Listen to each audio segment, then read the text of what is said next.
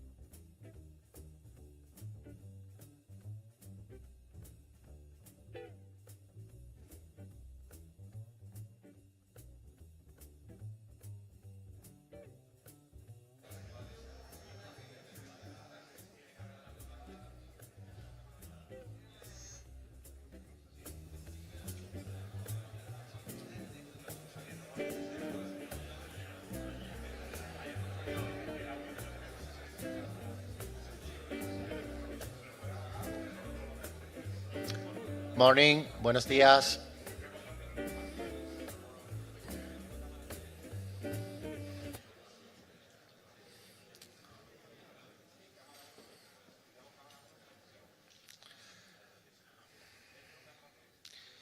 Bueno, buenos días.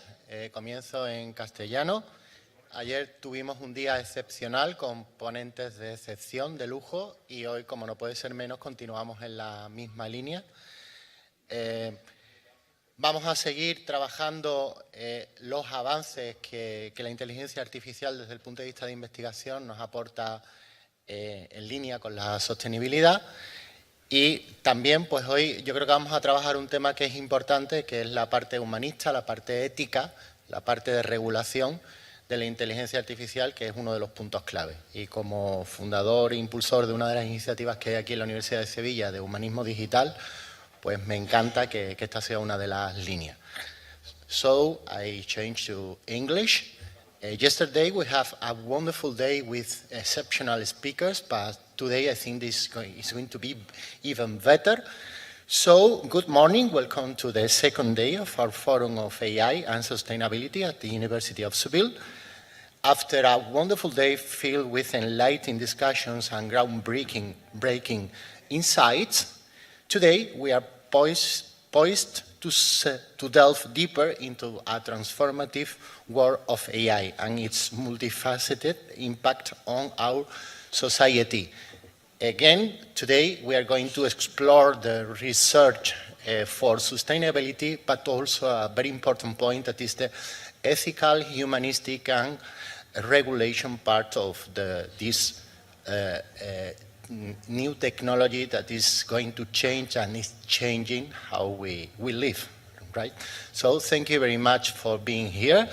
And Pilar, when you want. Thank you. Pilar Manchón. Good morning, everybody. It is a pleasure for me to be here with you today again.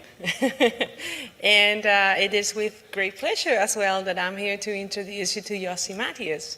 And to make it a little more interesting, instead of me introducing him, we decided to have Bart introduce him. So I'm going to read it out. He has too many accolades for me to remember anyhow, so this is a way to get by. So Yossi Matthias is Vice President of Engineering and Research at Google and the founding Managing Director of the Google Center in Israel. He's on the leadership team of Google Research Team, the global exec lead overseeing Google's health AI, crisis response and climate AI efforts, and leads efforts in conversational AI.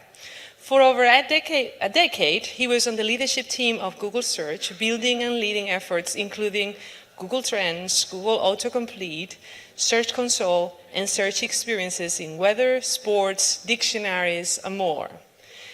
Matthias has made significant contributions to the field of computer science with over 100 papers published and a dozen of patents granted. He's the recipient of the Gödel Prize, and he's an ACM Fellow. Matthias is passionate about using technology to make a positive impact on the world. He's a leader in Google's AI for Social Good initiative, and he's also involved in a number of other philanthropic endeavors. And it's all true. Bart did not make a mistake. So let me leave you with Yossi. Yossi, please.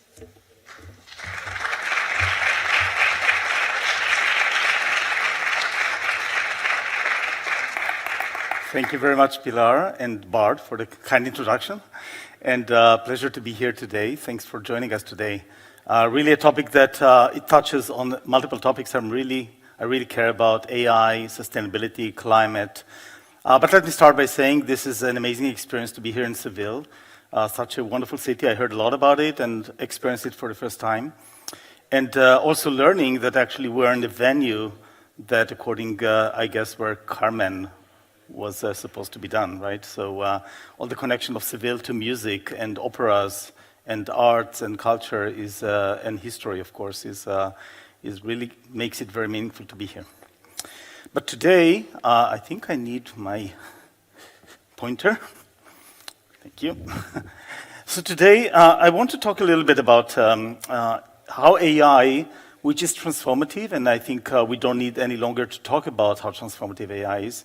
And I think yesterday you already heard about some of the work that we're doing on AI and for climate and sustainability. But let me actually start by saying, as you heard, I'm overseeing Google's crisis response, which was in a way one of the reasons why I ended up also spending much of my time on climate and sustainability. And it goes back to my personal experience in one particular crisis. So for over a decade, I was leading, I was on the leadership team of search at Google with products such as autocomplete and experiences on sports and weather and others. And it was 13 years ago where I was in our Haifa office. We have offices in Israel in both Tel Aviv and Haifa. And I was there when we had one of the most devastating wildfires in the history of Israel. What you can see on screen is actually a picture I took with my own phone from that office where I saw this huge mushroom smoke, which was really worrying. And, but I was looking for information. What should I do about it? Should I evacuate the office? Is it dangerous? Is it not? So I did what most people would do. I just Googled it. And I didn't find any helpful information. And this was really concerning. Eventually, I called the mayor's office. I got some number that the police actually set up where it did have some useful information about where the fire is, what should be done. This was, and this was actually kind of a aha moment that, you know, when our mission at Google is really to organize world's information, making it universally accessible and useful, essentially giving information to people when they need it. What they need, when they need it. This was a moment where I needed information most, and it was not there.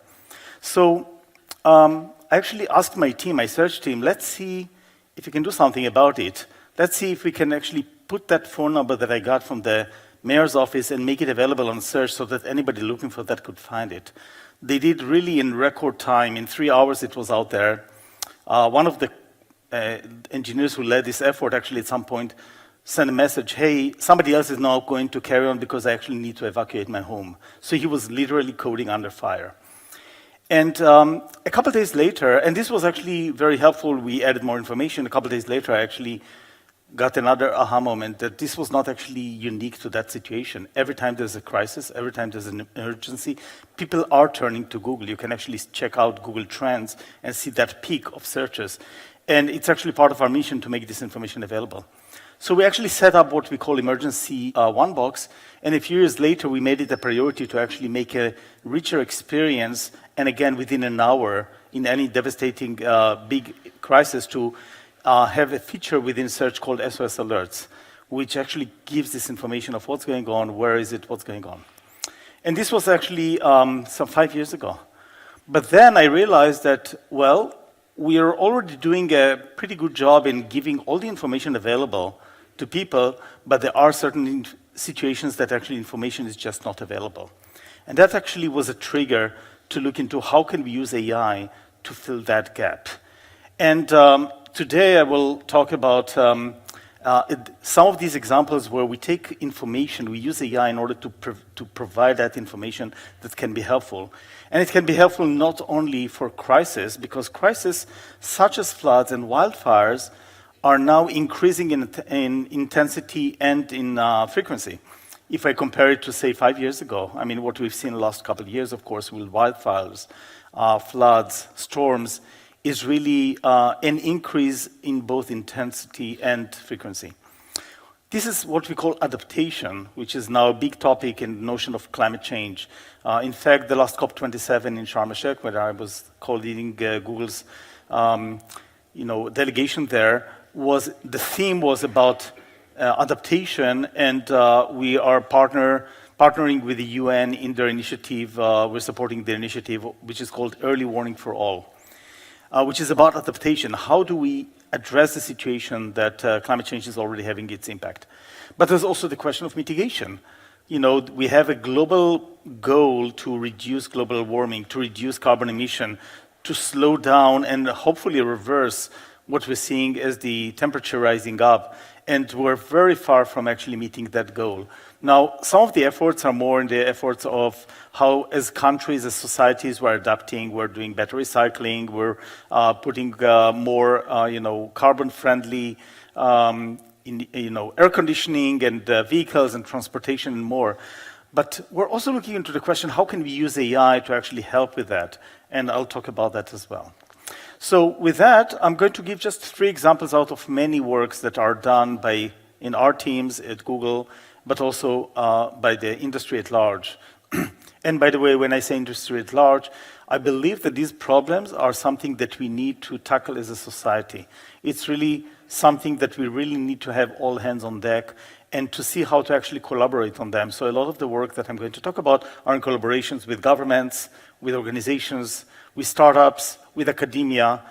In order to make progress on that, we do need to have all this cross-collaboration. We need to advance science, but we also need to work in partnerships.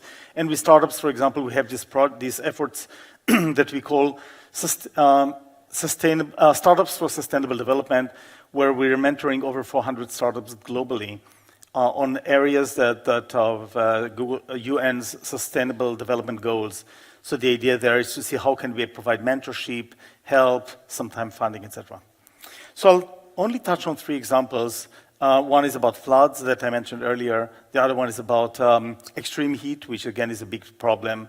And the third one is in the notion of adaptation, a project called Greenlight. So let me start with floods. So as I mentioned, when we launched SOS Alerts, and this became a very helpful feature in search. In fact, so far, when COVID hit, we actually even used it in order to provide authoritative information to people in a timely manner, in a very localized way for COVID in every country. So it's believed to have saved many lives because people could actually get the right information rather than get some random news that was sometimes misleading. We actually got over 4 billion views of SOS Alerts across all crises that it was used for. However, floods, if you think about the situation, floods is one of the most devastating natural disasters. It actually impacts over 250 million people per year, has tens of billions of dollars, US dollar equivalent economic damages, and we have thousands of casualties. And we've just seen recently some tragic flood events worldwide, in Libya and many other places. Now, the problem with floods is that to be really helpful, what we really need is actually to let people know before it actually hits. In fact, I was in India just a few years ago on kind of learning a little bit more about what's going on, and I saw a village that was actually surprised overnight with a flood that actually a few people died. Many more would have died if not for some brave young people who actually saved other people during the night. And I saw the families stranded out there. And the question is, how can we provide people with the alerts before things happen? Now, when looking into what the state of the art of technology and science, it looked actually pretty pessimistic. Most experts said, oh, this is too difficult to tackle. There are many situations on the lay of the land, of the precipitation, etc. But we said, well, it's important enough to try. So we did actually a pilot, and we started looking into that. And after a few months, we got a little bit kind of optimism that we could do something about it. So, in fact, we published this paper in 2018, postulating that perhaps with machine learning combined with physical simulations, with physics, we could possibly do something about it. We could actually have using machine learning to have flood forecasting at scale, essentially by tackling 2 approaches. One is what we call the hydrologic model, essentially trying to predict how much water is going to appear to come to a particular location, where you need to understand how much precipitation are going to go, how the water is going to go down the river, what's the timing, etc. And the second one is the so-called inundation model. If you make assumption about how much water is going to appear in a particular place, really what you care about is the effect of that water on that place. Where exactly is it going to be? What the depth of the water, which is important. And for that, you also need to understand the lay of the land. And that's something that we hope to get from satellite imagery, that you can actually reconstruct that. So this was actually the hypothesis, and we ran a pilot in an area in India called Patna, which was quite successful. So we expanded it times 10. To affect an area of 10 million people. And then we expanded it further in India and Bangladesh, because these are the areas that actually suffer most. And just a couple of years ago, we already sent out over 115 million notifications to people at risk, alerting them on floods coming their way with accuracy of up to 10 centimeters of water level. So this is actually life savings. However, in order to really expand globally, we realized that we need to do better on the science, because it's not enough to make so the way we actually do that is by combining a lot of simulations of water going through the river and trying to predict and using historical data. And doing that also with a lot of data that was very accurate in places such as India and Bangladesh. They are pretty advanced in collecting data, both in real time, recording them.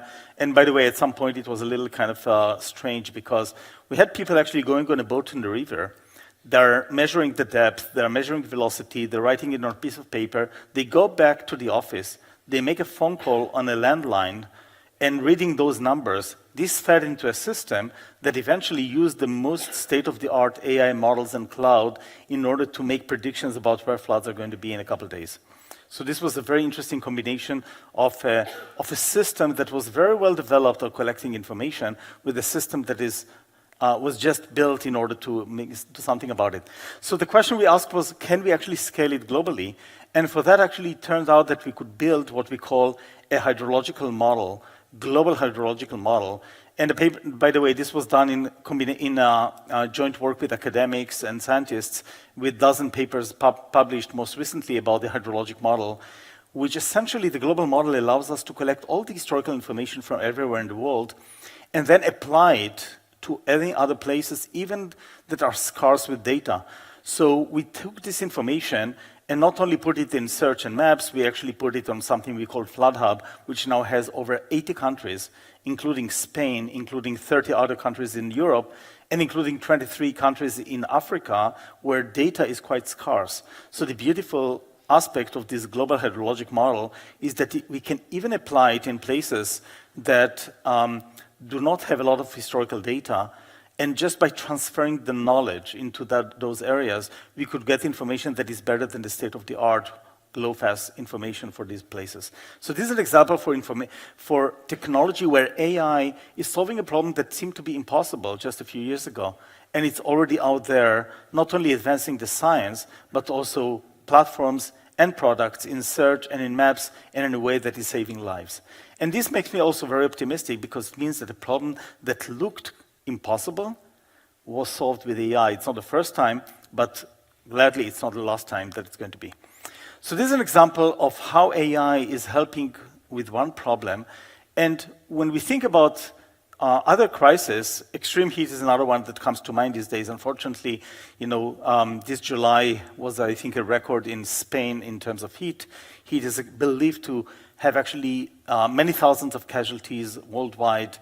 And again, how can we help? Obviously, the first thing we need to do is to make sure that people are aware of things and are getting the right information. So with the Global Health Network of WMO, we actually partnered so as to get the right information, put it in a search for people who can actually get heads up that here's something coming, be prepared, do something about it, and keep safe.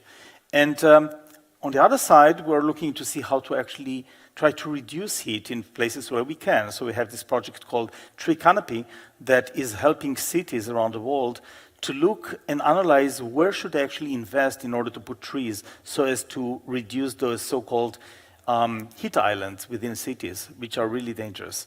So again, when we think about how AI can help, it can help sometimes by alerting people. It can help quite often by asking ourselves, how can we make better decisions of where to invest, where to make choices? Because at the end of the day, our resources are limited. Sometimes it's about making choices by people. Sometimes it's about making choices by governments, by cities, by organizations. And there's a lot more that can be done. Let me go to the third example, which is Greenlight. And this is about mitigation. As I mentioned, when we think about climate change, so on the one hand, we do want to work on the question of how can we help people with the devastating results of climate change. On the other hand, we should not give up. It's up to us to do something about reducing the global warming, and one way to do that is reducing carbon emission. It's not only carbon emission, of course, there's methane and other areas that we need to tackle it.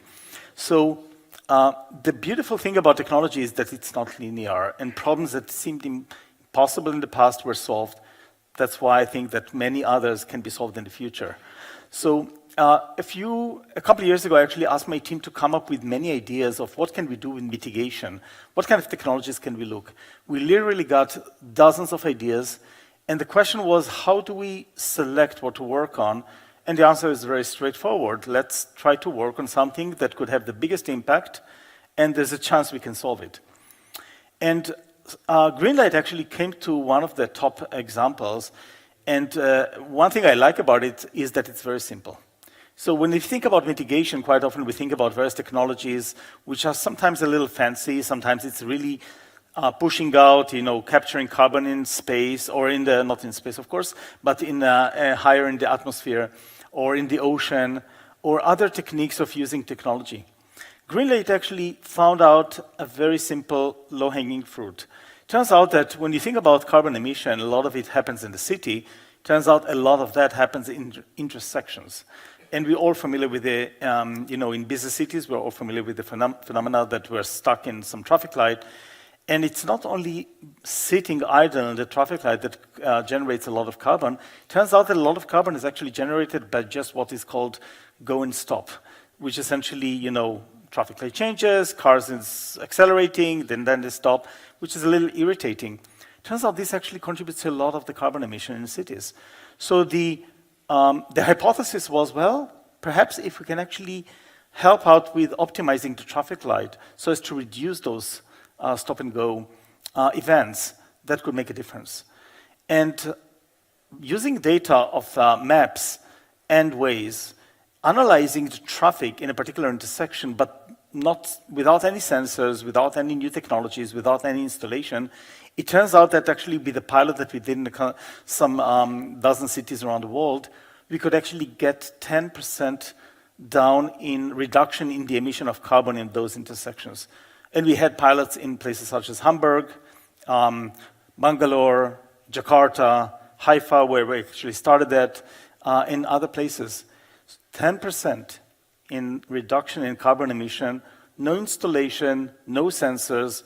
All which is needed is to take the information, traffic information that we already have, and analyze it, and take that result of that and make a suggestion to the city, hey, perhaps you can actually change the scheduling of that traffic light by 2 seconds, and that makes a difference. So again, this is an example where we're using technologies, we're using AI for optimization of information in a way that actually make a material change in a particular way in which we reduce carbon in this particular case. And there are other ways, other such examples that I would not go into for time reasons. But again, the takeaway here is that there's more that we can do. There's more that we can do combined by taking research, by combining it, identifying the problems, identifying the opportunities, driving the state of the art, and that's where actually research goes, and in Google Research we're looking into actively solving such problems on both adaptations and mitigation, and bringing it together and trying to make a difference here. And again, the opportunity here is to work with academia, with startups, with organizations, with NGOs, and hopefully also inspire others to come up with their own ideas and come up with their own solutions. Some of them do require a lot of efforts, which is by big companies. Some of them can be done by just a few developers out there that can use cloud, AI libraries, and innovation. So I think already yesterday Pilar was talking about the importance when we take the 30,000 feet kind of view of how we're thinking about AI. And we'd like to think about AI and about what we're doing as bold and responsible. I gave a few examples where actually we have the opportunity to use AI to solve societal problems. And this is only in the climate and sustainability. I did not even touch the notion of healthcare and education and so many other places that we already can show that we're already saving lives and making economic opportunity for millions of people around the world. So to me, the opportunity to use AI to help society is really part of our responsibility, in fact. But we also have the responsibility to do it in the right way. And Google, as you probably already heard, was one of the first companies to actually come up with what we call the AI principles. And this goes back to 2017, which is about how we're thinking about how to address these technologies, how we're thinking about how to develop AI in a way that is responsible and takes into account aspects such as privacy, security, bias, and societal benefits and more, and ethics. And we'll hear more about that, I think, in the next panel as well. So the notion of responsibility is really critical here, and we really need to take it very seriously about how AI is developed, how to make sure that AI is used properly, is not misused or is getting unintended consequences, but at the same time in a way that is not going to slow down innovation, because that innovation is going to have societal impact, already having societal impact, and is going to save lives. So there's a lot of work, and this is important to be done, of course, in discussions with governments, with academias, with industry, with thinkers. It's not an easy problem to tackle, because if you look back just 2 years ago, how much of what we know today about technology could we anticipate then? It's not a lot. So try to think about what are we going to be able to predict 2 years from now. So we really need to be thoughtful about how we're thinking about all of these. And with that, thank you very much, and looking forward for the rest of the day.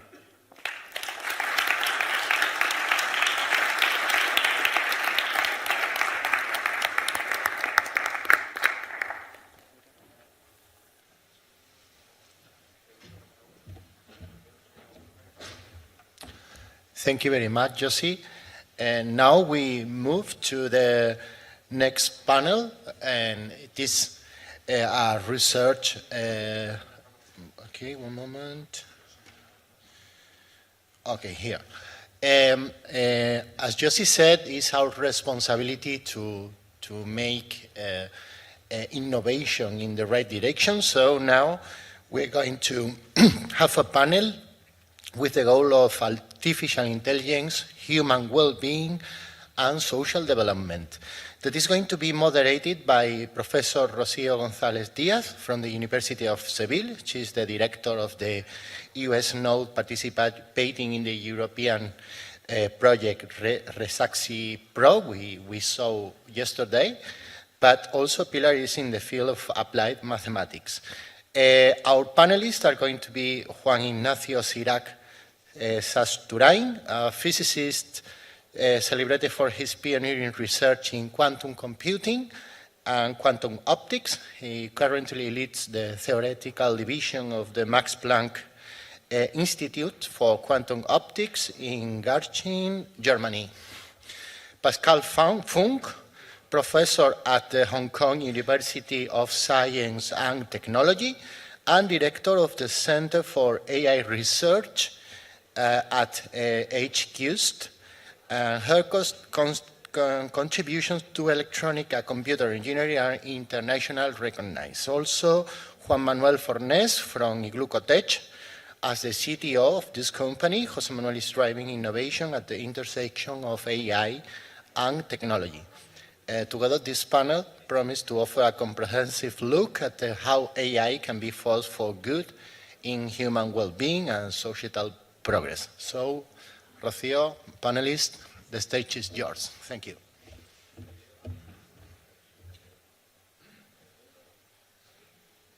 Pascal, let's go.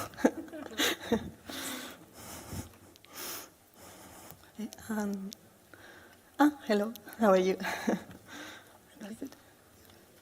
Hello.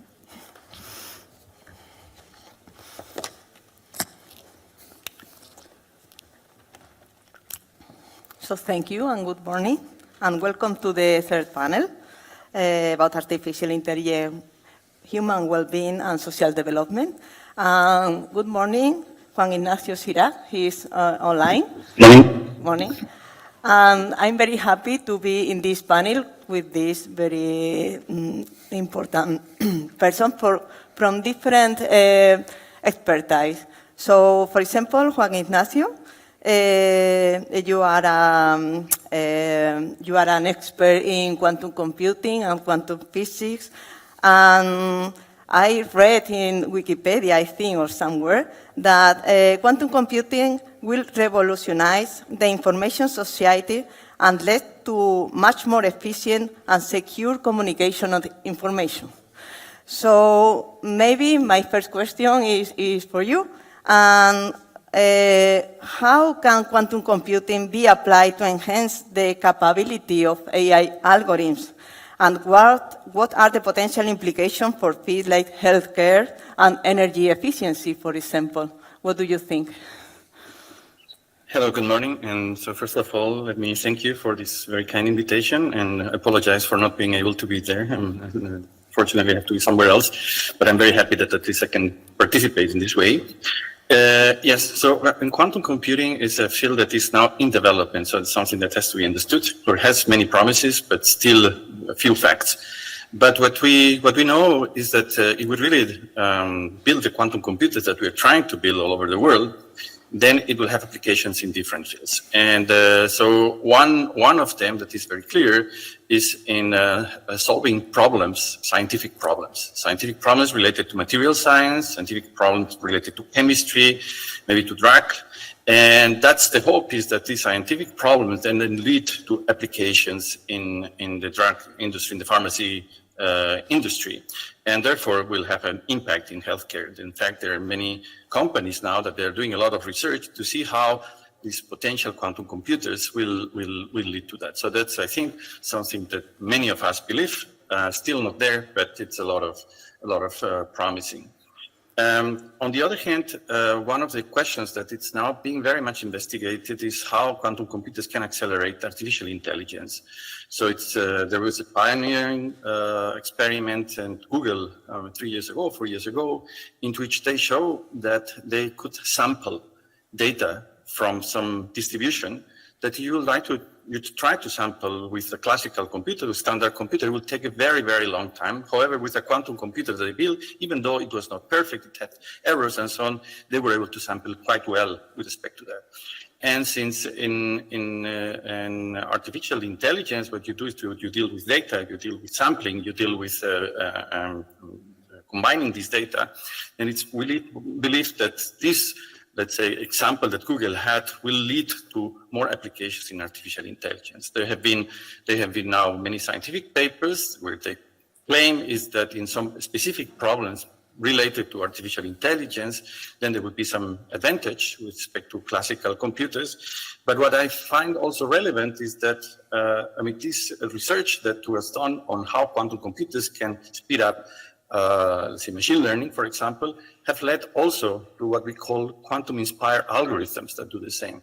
So people have looked at these new algorithms that work for quantum computers and then have come up with other algorithms that are based on these ideas, but they would work with the standard computer. So that's, you see that that happens very often, that you have two fields of interest like quantum computing, artificial intelligence, that they mutually can help each other, can inspire each other, and what we want is to have an advance. So maybe summarizing the question that you asked me that took very long to answer, I would say that indeed, so we believe that quantum computers would help in healthcare through what we call quantum simulation, and also in artificial intelligence will accelerate some of the problems in artificial intelligence. And last, about energy. So we also believe that some of the algorithms that, despite not maybe faster than the classical algorithms, the quantum classical computers, for some other problems, would also have less consumption of energy. That's very speculative, but there are people doing a lot of research on that. Okay, very interesting, yeah. So the next other member of the panel is Pascal Fang, yes. She's a professor of the Department of Electronic Computer Engineering and at the Hong Kong University.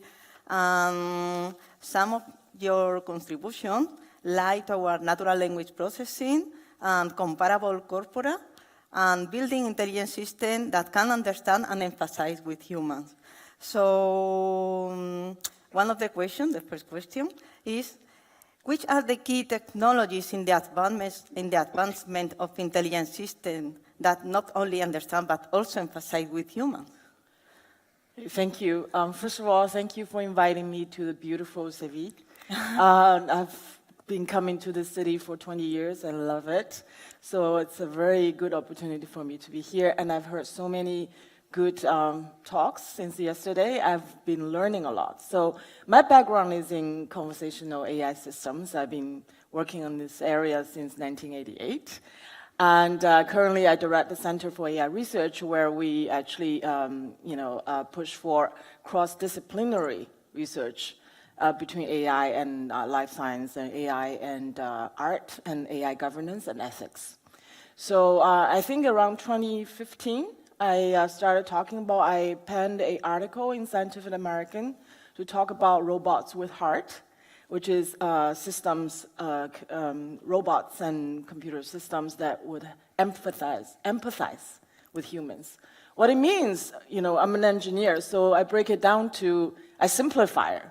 And what it means is that it's, when humans communicate with humans, we don't just talk with words. We also communicate with emotion. And the emotional part plays a very significant role in the understanding of each other. So at the time, I proposed that in conversational AI systems, we also need to incorporate the understanding of the emotion of the interlocutor, and also the response of computers need to be according to the emotion. So to make it very obvious, if you ever text each other, you might have the experience of putting emoji, right? So why do we put emoji? It's because this system, if we're just writing text, sometimes it doesn't quite convey everything we want to convey. So in 2019, actually, we built upon, I showed at one of the NLP conferences, ACL, one of the first real-time conversational AI systems based on generative AI. So at the time, it was based on GPT-2.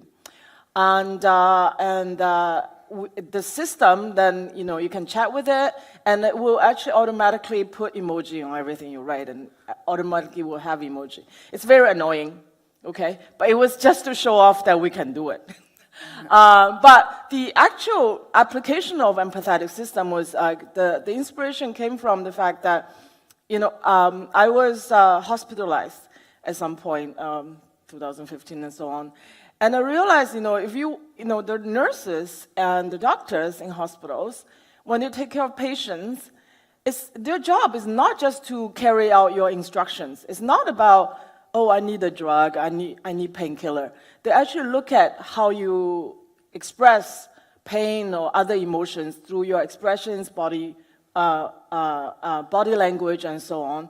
And they anticipate, and they understand, they empathize with, and in medicine, they call that bedside manners. So it's very important for human doctors to have this empathy.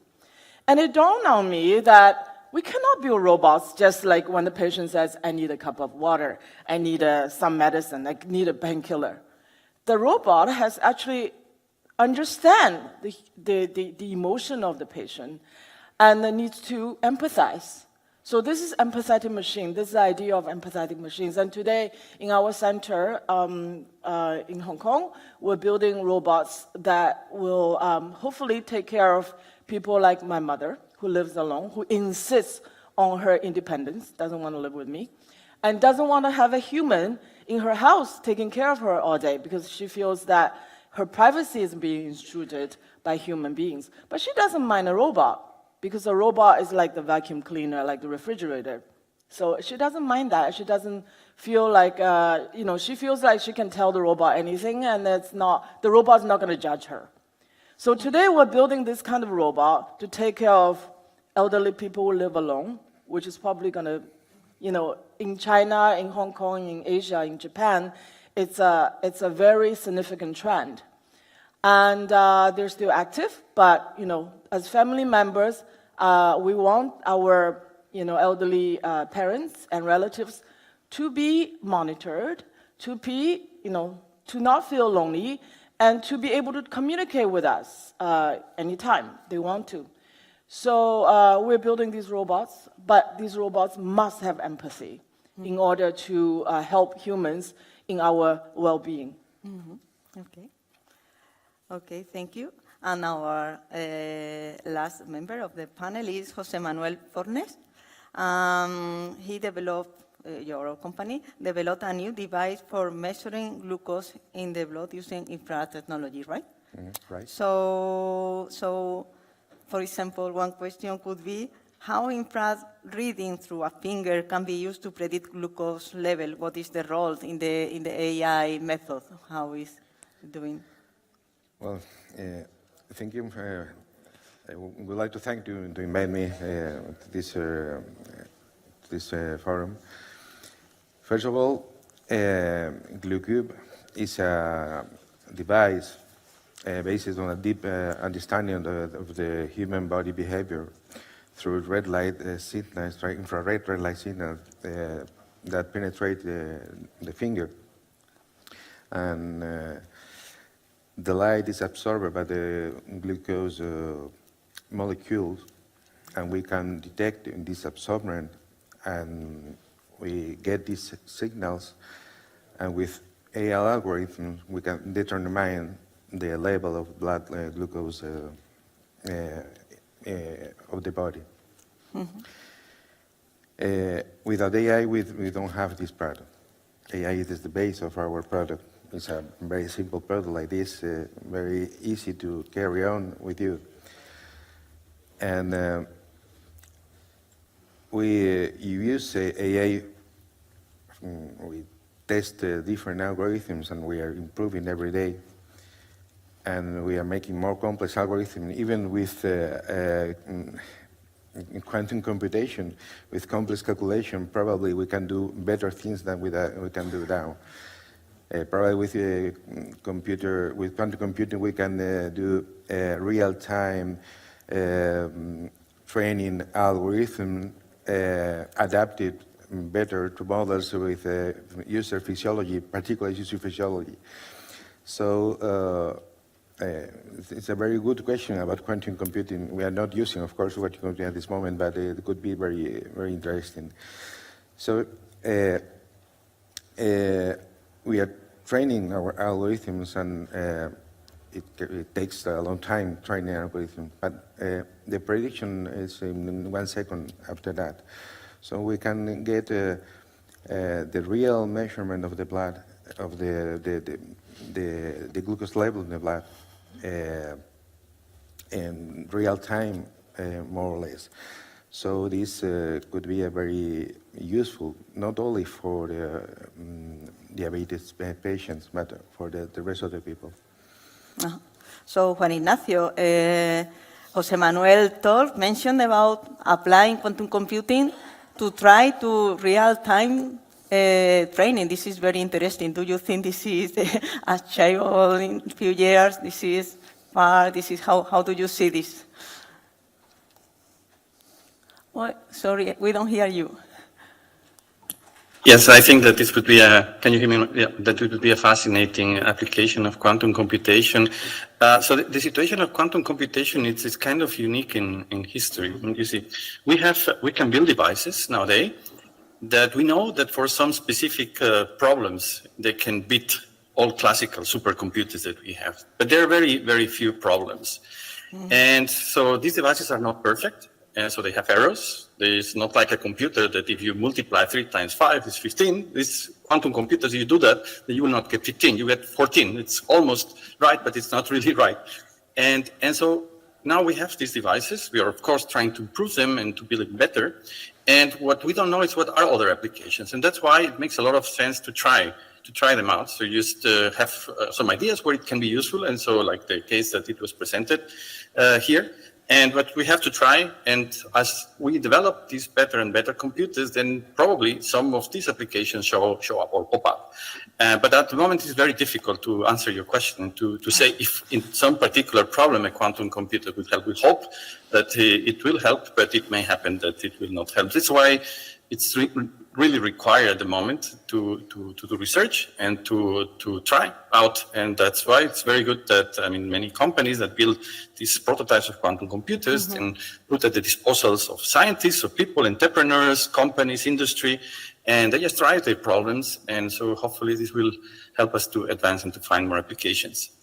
Yeah, and we can think also in the other way around. So not only how quantum computing can help artificial intelligence, but how artificial intelligence can help in the development of quantum computing. So quantum computing can later help artificial intelligence.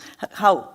Yeah, yeah, that's. I think that's something that, in general, in science, we are experiencing during the last 5 to 10 years.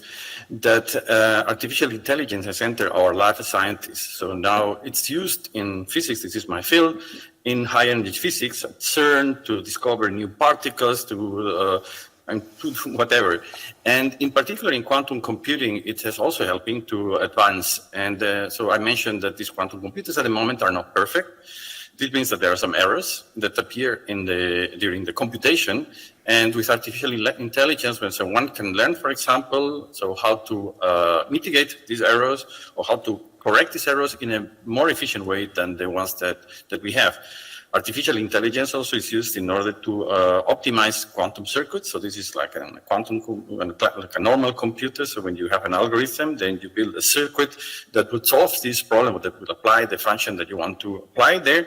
Same happens with quantum computers, but it's a bit more complicated because the quantum physics is a bit more complicated than classical physics.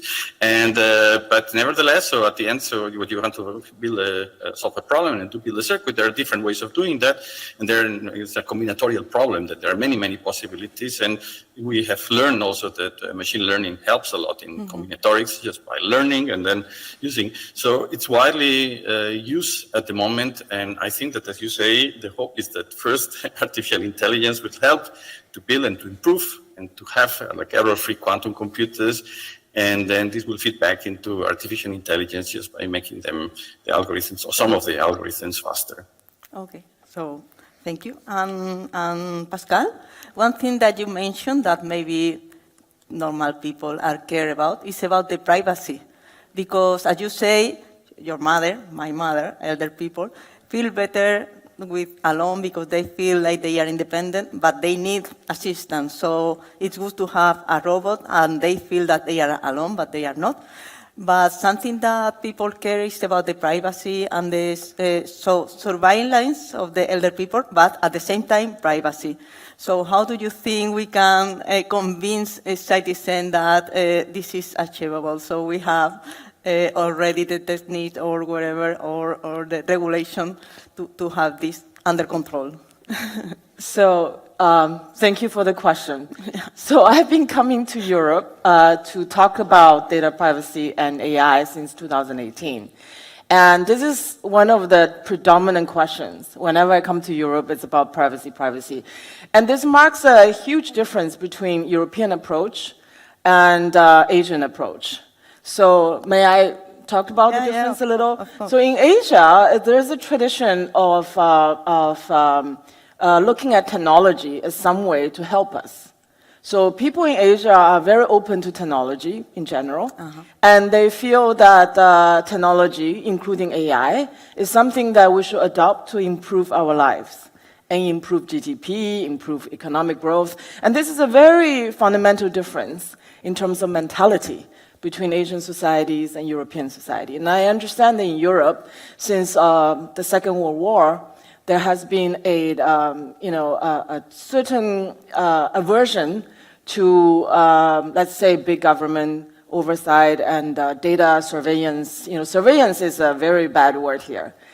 But in Asia, the perception is not surveillance. You just use the word surveillance. And when I talked about it, I actually used the word monitoring. Monitoring, okay. So surveillance, monitoring, same technology, but the perception is very different from the users.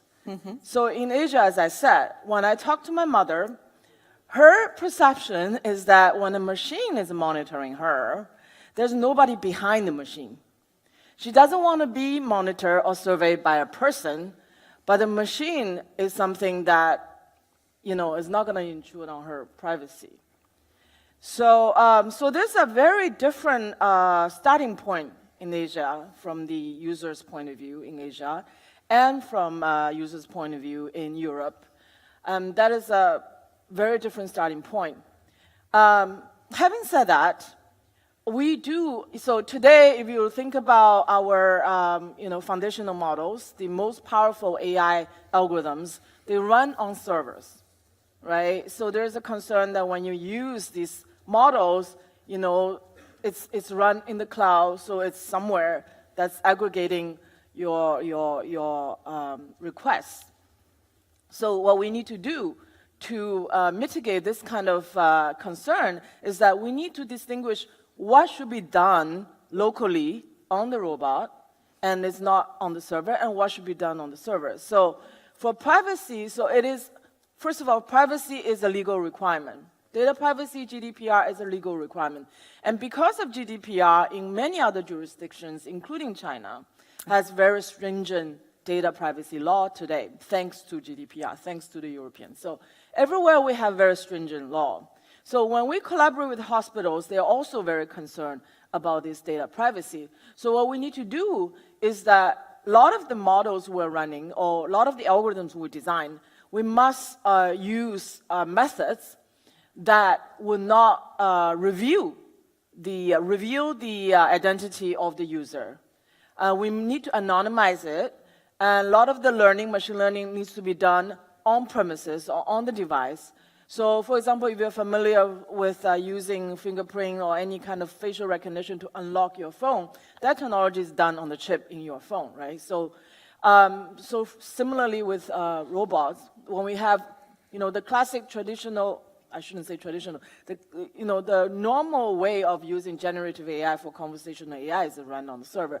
So part of it will be on the device, okay? So that, but on the other hand, monitoring needs to go to the server, right? It needs to alert when something goes wrong. So there's a lot of research being done in federated learning, so which is machine learning that's distributed and that protects privacy. And other ways, you know, in your area, our area of speech recognition, a lot of it has to be done also without revealing the patient identity or even their voice, you know, the voice. So a lot of the algorithms we're researching on, we have to take into account privacy from the get-go. So it doesn't matter what the user is thinking, we have to do that because there's a law. So that leads to a lot of opportunities for innovation as well. So it's more related to the law than to the technique, to the privacy. The technique we must comply with this law. With this so law. a lot of algorithms that we thought, you know, we have been working on and we, you know, that works very well, needs to have a different version. Like today, speech recognition, end-to-end speech recognition works very, very well, but it cannot be put directly like that on robots. So we have to research algorithms that would protect, comply with these laws, actually. Okay. Well, maybe in Jose Manuel, in your device, there is no problem about privacy because only a detector of measure. But we have problems with privacy. you have problem with privacy. Okay, so apart from this, so the answer, please. And about, I feel that maybe you can have problem about bias because it's the same procedure, the same data. You train with the same data for women than for men, so this is the same machine for women and for men. Is there any difference? You study this different? Do you think? First of all, in the inception of this product, privacy and the ethical of the AI is present in all the process. All the data captured by this device is explicitly consent by the user. And this is the only data we need. We don't need any third company's data. We don't collect any other data, only the data that is accepted explicitly by the user. And even the user has the full access to this data, and he can, if he wants, he can share this data to a healthcare provider or not. So privacy for us is very important. In the other side, the information is not in the device, it's the cloud. It's in the cloud. But the information we have in the cloud is only signals, biometric signals captured by this device. And only with this kind of technology, this signal, this information is relevant. For other companies, it's not relevant because the information is only for this device, for this technology.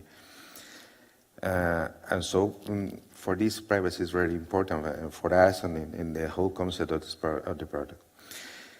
Regarding the kind of people we can do, even women or men, or even black skin, white skin, or any different skins, there are differences. We are training algorithms, and we ask for the user some physiological characteristics, like the age and the sex, and something like that, because the algorithm taking care of these parameters in order to get a better accuracy and more precision. So there are differences, really. There are generalized algorithms that they don't care this kind of information. So we collect really this information, but this always is with the consent of the user. And all the information is anonymized in the cloud. We don't. There is no possibility to get which is the real user for this information.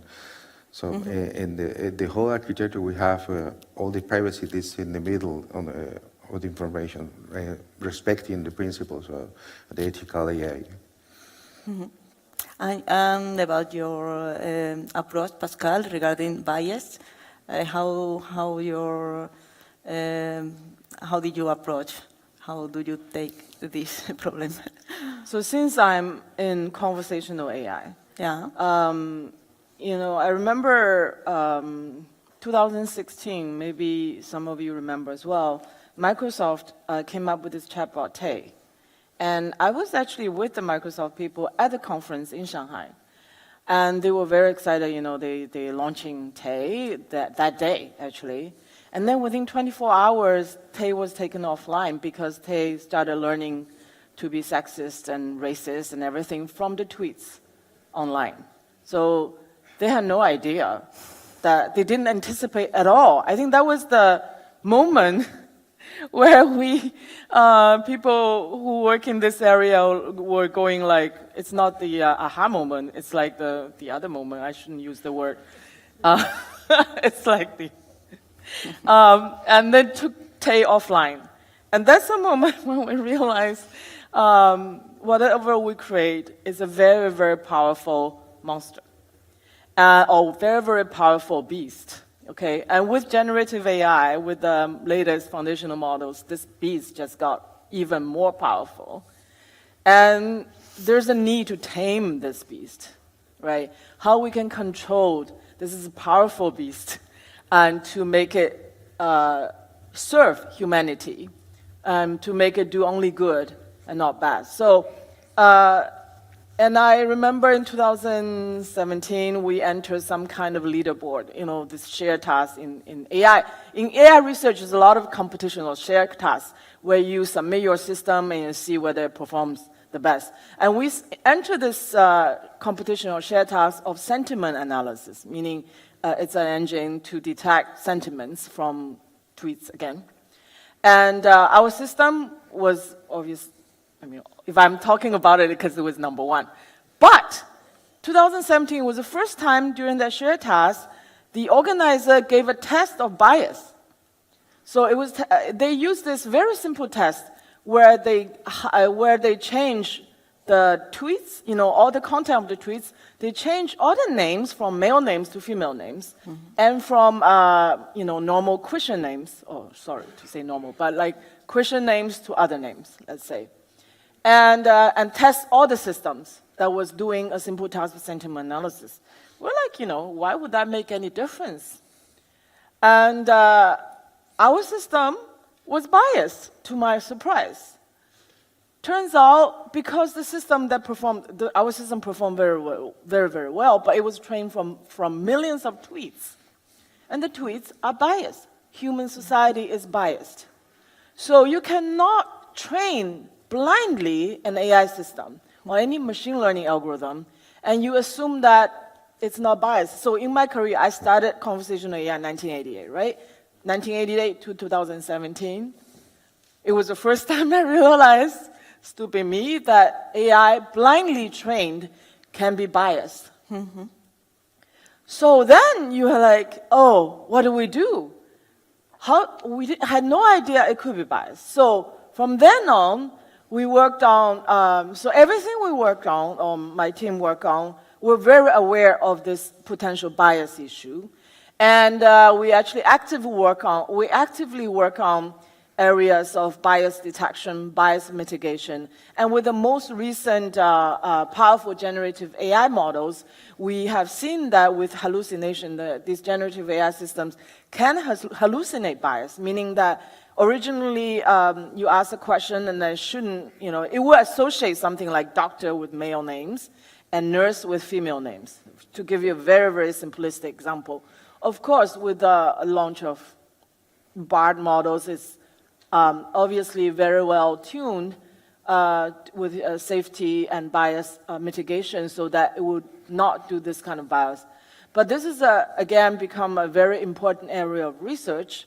In any models, we need to be, earlier I talked about privacy, but also bias. Yeah. So to detect privacy leak and to detect bias and toxicity and to mitigate it, it falls under the broader area of research what we call responsible AI. So responsible AI research means how to make AI algorithms more inclusive and fair and more secure and privacy protecting. And there are other areas. I think we will talk about sustainability and robustness and so on. So this is a very active new area of research in AI, responsible AI. Something that I always have in mind is that when we deal with bias, for example, the human, we have unconscious bias. So there are bias that you even not notice. Exactly. So how can we deal with bias that we don't notice? How can we design a machine that is without bias? Maybe we don't know. How can we deal with this? I think machine... Yeah, I don't know which one. So first of all, I always feel that machines, when we build these AI systems, we should aim higher. So the human society is biased, but we should aim to make machines less biased than human society. We should make machines that are more responsible, more fair, more robust, and more safe than the average human. Because machines today are smarter than the average human. If you use BAR, you ask questions that no average human can answer all these questions, but machines can. So we have this, we have this responsibility to make machines more responsible and more moral and more ethical than human beings. That's our aim. Okay, so today there are I also participate in various governance bodies, such as Partnership on AI, such as these standard groups in IEEE, United Nations, in OECD, and all these public, multi-stakeholder, multinational, multidisciplinary organizations to come up with ethical guidelines and to come up with ethical principles. So today we have over more than 100 such guidelines and principles that have been published, officially published, by various governments and governance bodies. The problem, the challenge today is not to come up with more such guidelines. We have these guidelines. And we even have laws. We have Europe's AI Act and so on. We have more and more laws. The challenge is how do we implement this? How do we operationalize these guidelines? Yes, we all agree AI systems need to be fair and inclusive. We all agree that it needs to comply with GDPR. I mean, nobody disagrees with this. But how do we make it so in our AI models? So that is the big challenge, and there are different levels of compliance. To say that it's fair, it's a very abstract. A very abstract concept of being fair. How do you measure fairness? It's different from every application. So you just mentioned the glucose testing. It's fair fair for different gender. But in other cases, it's fair for different age groups. In other cases, for speech systems, it needs to be fair for different accents. Yeah. Because different accents come from different educational backgrounds. So fairness, how do you define it? And secondly, how do you measure it? How do you measure in such a way that it does not reveal privacy? Right? So these are actual scientific questions. And then afterwards, how do you audit for fairness? So who's going to decide what is compliant? Yeah. Right? Is it internally decision by the producers of such AI systems, or is there's going to be a third-party testing body? When you buy a electronic device, there's this CE, right? This is EU compliance, certificate.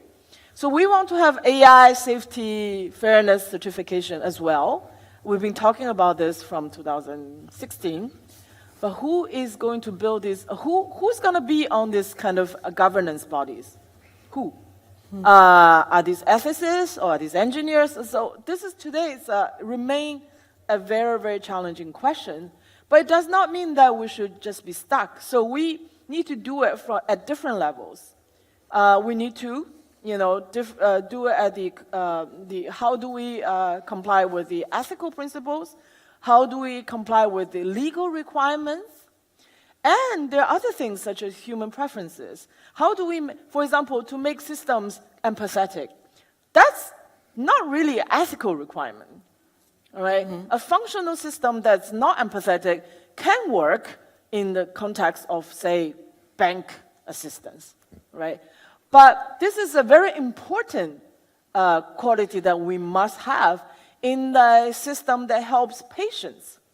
So all these things, we need to break it down, and we need to work on it at different levels with different experts and work with different stakeholders. Yeah. And it is a huge field. It's a huge challenge for us. Yeah, no? I agree, totally.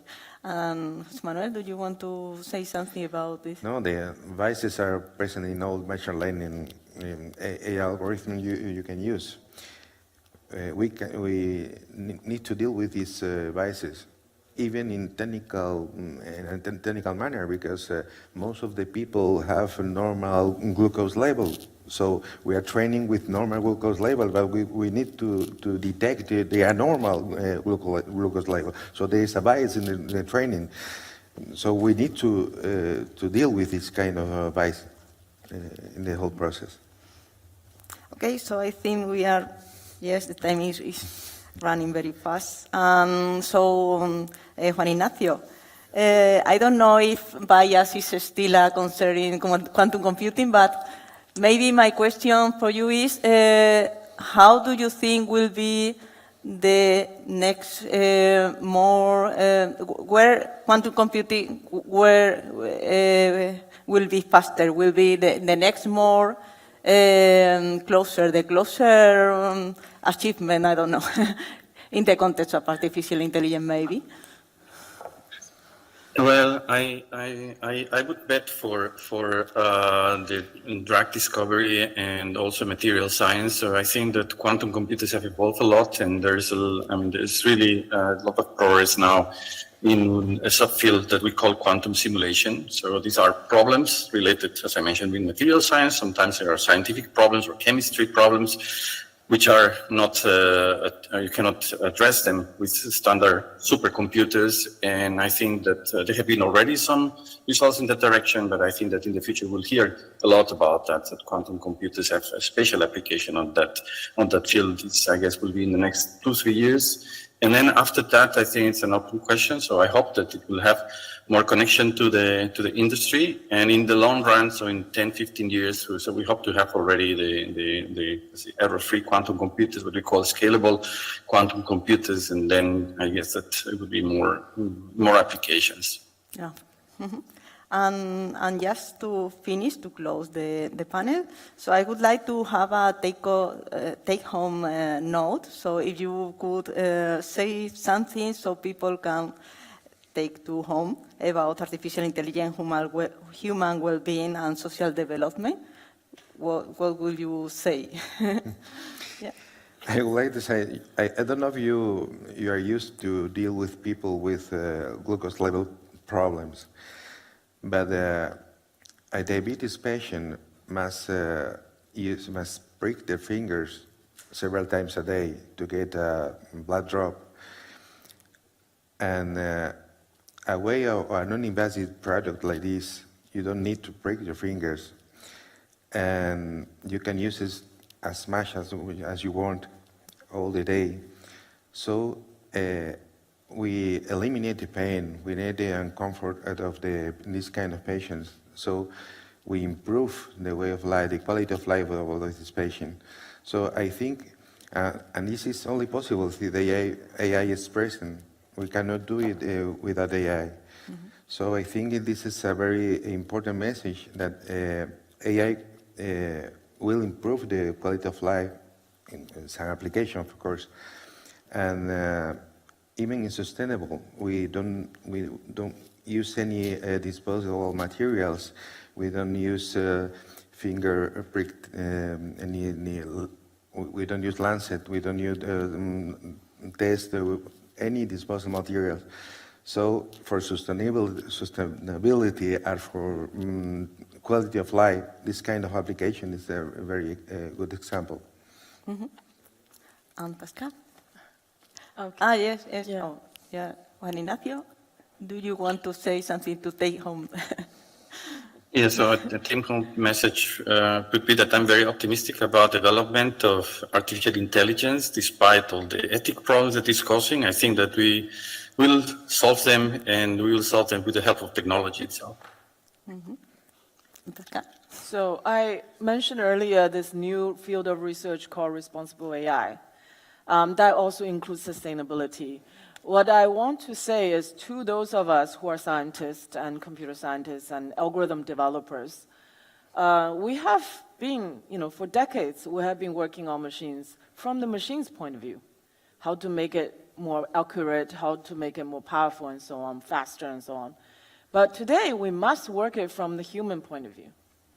And it's a challenge to computer scientists. So we must endeavor to learn from cognitive scientists, from psychologists, from humanists. And this is how I train my PhD students. And in engineering schools, we must train our next generation of AI developers to be more humanist. And that also includes, I mentioned psychology, cognitive science, but also philosophy and ethics. So whenever we design a new algorithm, we must start from that and not end there. It should not be afterthought, but it should be a starting point. So engineers should be humanists. That's the take-home message. Okay, so Pascal, Juan Ignacio, and Jose Manuel, thank you very much for the panel, and thank you to all the attendants. Thank you.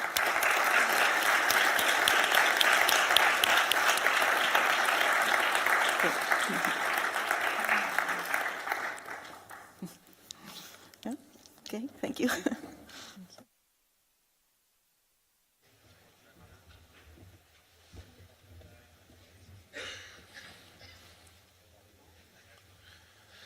So thank you, panelists, for this enlightening discussion. Probably if we have to co-evolve, co-live with AI, we have also to, as humans, to learn how to be critical thinking with the decisions and the recommendations of the AI. And as you can see, this is a completely multidisciplinary topic. I am very surprised because this is the first time that I'm in a conference where we work in research with people from too many different fields.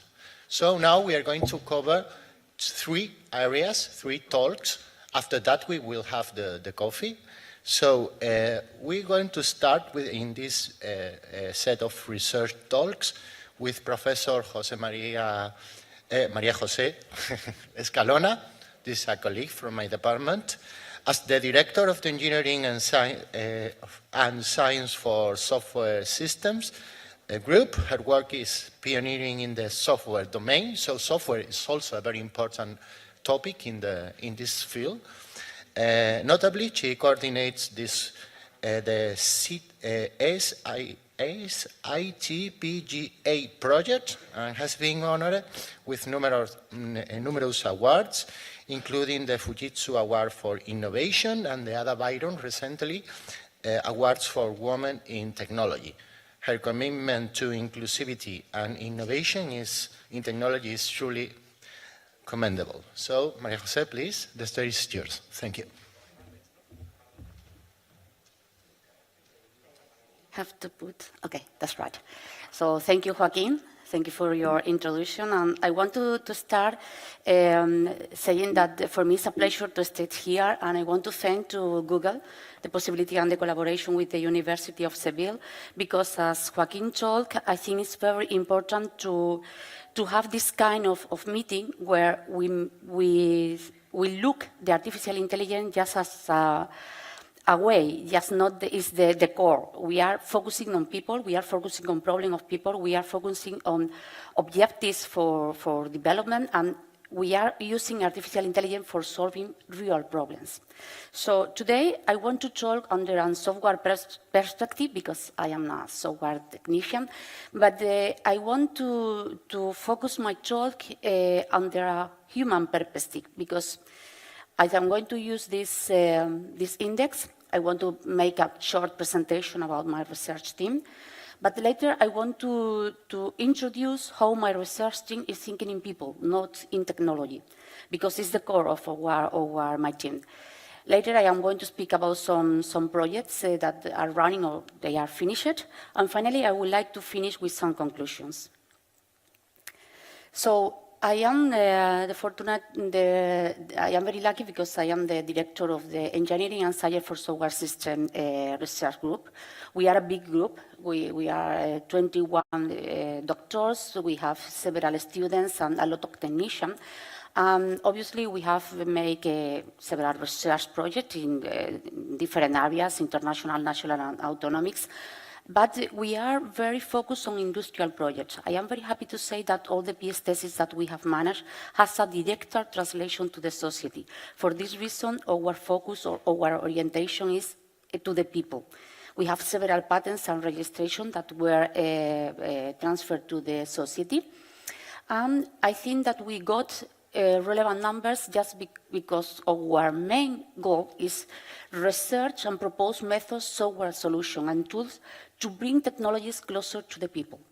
We have 4 main areas in the team that are oriented to software engineering and also focus in intelligent engineering process. We are very focused on quality because it's essential for the good results. And finally, we have an area focuses on peopleware and gamification. Gamification for me was probably one of the most funny things that we had done in the team, and we have very intelligent but also funny experience with industry. I'm going to talk about some of them. We are in the area of good health of well-being. I am going to start with some examples of projects related with e-health. But I am not going only to speak about this one. Firstly, I want to talk about chronic people. Chronic patients are people that spend a lot of resources and need a lot of participation of doctor. They have their life very with a lot of restrictive problem related with the restriction that they have for their life. So in this sense, we have a project. Is the first one. It is going to appear twice in my presentation because it is a very big project that covers more than 5 years, I think. And the first one is Meet2Care. Meet2Care was developed very fast during the COVID period, and it was oriented to make a communication between doctors and patients at home. And you can say, okay, we have a lot of different tools to do that, but not like this one. I think the most important of this one, that it is designing between technician, patients, and doctors. This tool, for instance, includes a dispositive, an interface, just to write something. So in this case, if the doctor wants to explain you something, you can point and you can show that to the patient. And automatically, it goes to your historic.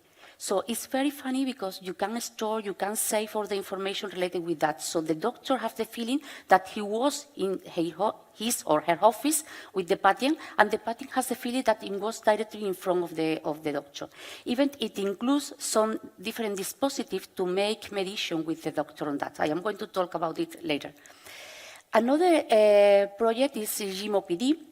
GMOPD is is a project oriented to people with Parkinson.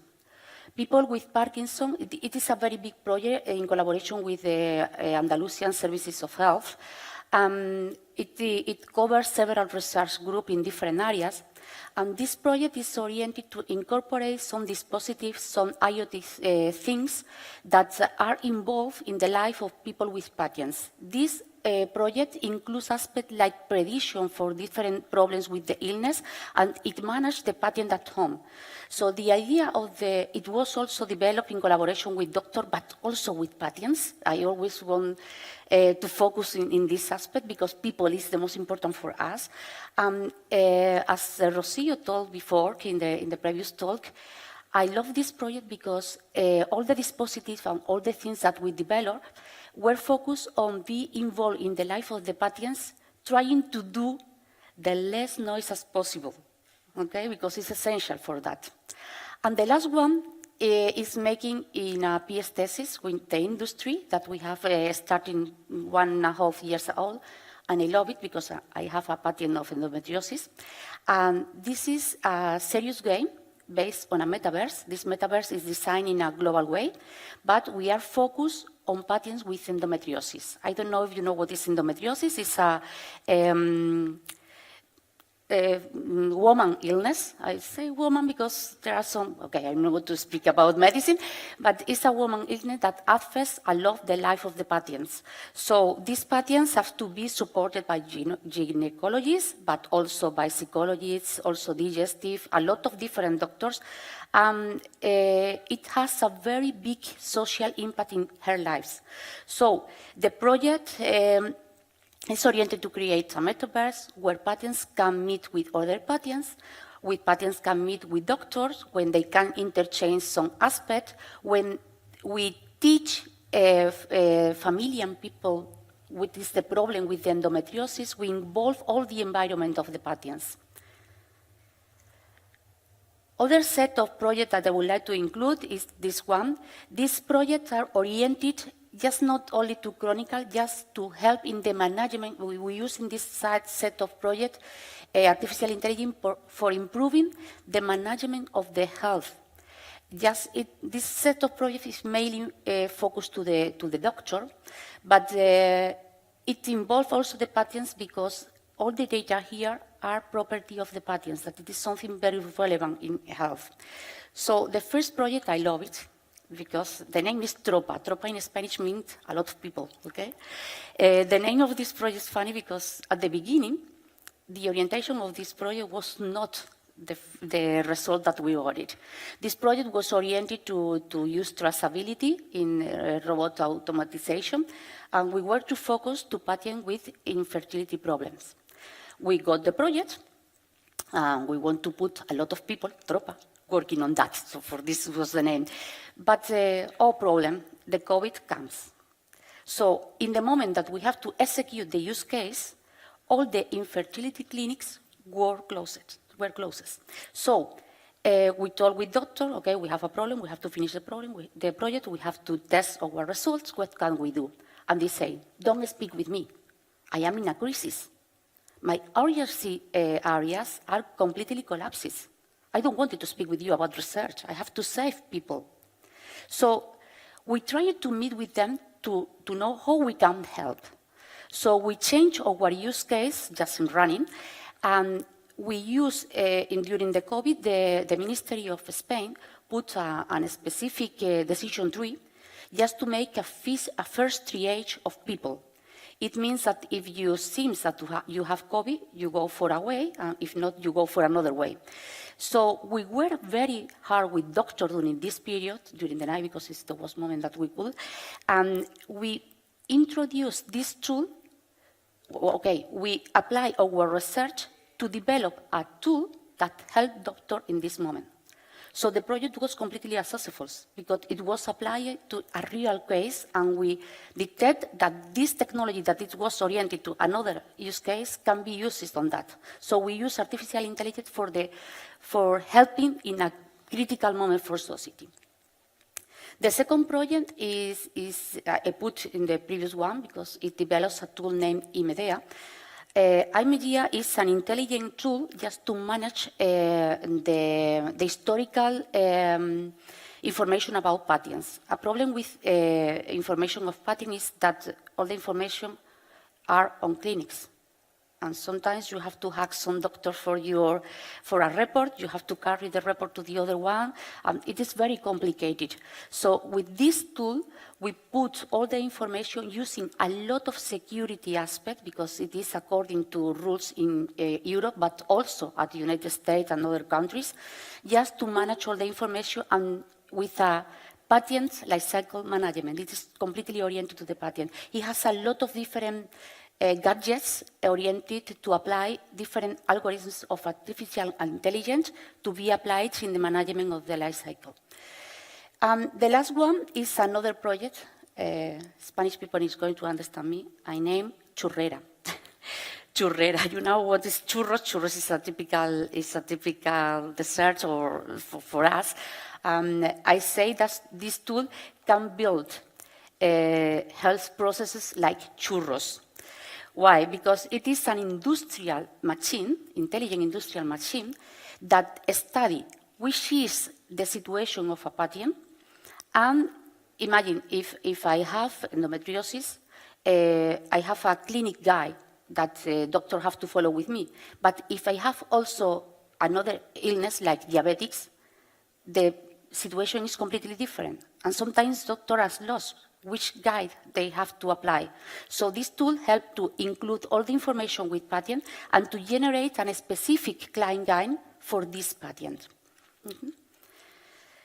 To finish with project related with health, this is an area that I love it, that it is a set of projects that it is oriented to improve fertility in women and men. Fertility is a problem, it's a current problem in the world, because normally we have children later, and it provokes a lot of problems of infertility in people. So here we are using artificial intelligence to improve the processes of that. Obviously, we are working here with gynecologists, endocrines, laboratories, I don't know, a lot of people. So the first project is Travis. Both of them were developed in a private clinic, but it was extended to other areas. The first one is Travis. Travis is a project that, where we use artificial intelligence to manage all the information about the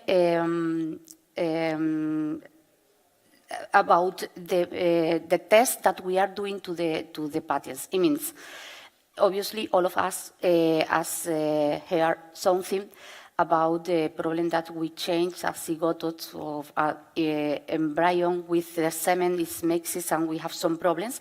This tool is combining all the information relating in all the periods since the women is getting the ovules till the transfer to the woman.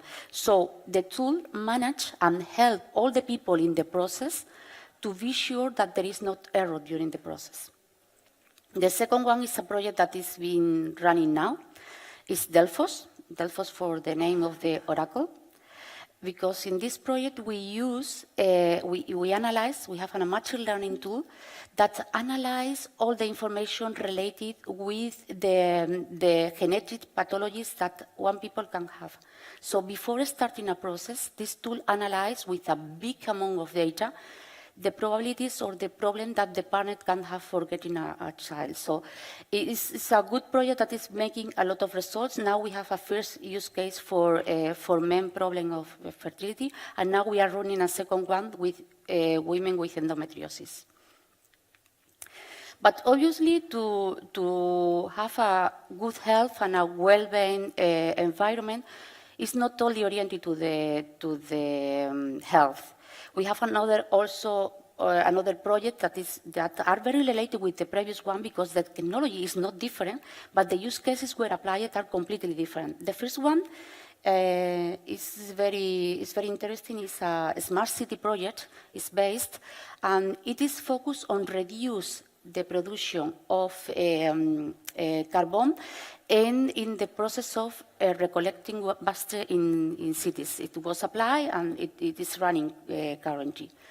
The last two are projects related with robotic process automation, but I want to say that they are intelligent robotics process automation. It includes some intelligence just to help people to make intelligent aspects or intelligent activities in different areas.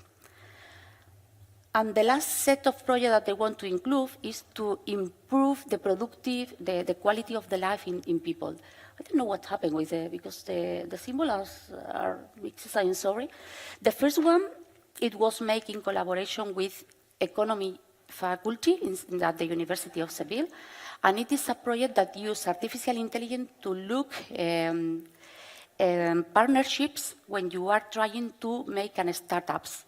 It means I am a technician, you are an expert on, I don't know, in other area, for instance, health, and you have to look which is your best partner. I like to say that this project is similar, or this tool is similar to Mythic, but not for looking for a partner, it's for looking to a partner for startups. The second project is lovely.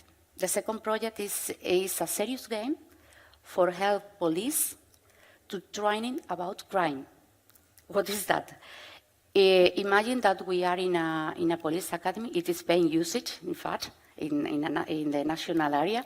You have to train your police people just to detect different things that happen in a crime. So this project creates a virtual environment of a crime, and the police have to play to try to look where are the problem or where are the aspect that occur in this area. Tomatia, my partner is close here. Tomatia is a project that to try to improve the quality of tomatoes in Los Palacios. Los Palacios is a city close to Seville, and it's famous for that, and we use artificial intelligence for that. And the last project I am going to talk is New Lantia IoT. This project is to help to the management of digital publication and to make a traceability of that in all the world. But just a conclusion to finish, I want to say that artificial intelligence is a very powerful tool. Obviously, we have a lot of possibility. In fact, sometimes I think that artificial intelligence is a name that is used too much. But because I think that the problem is people. People have to say what they want, and we have to do solution for people. We have to know which are the problem.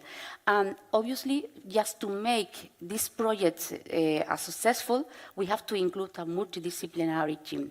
Is the key. So thank you very much.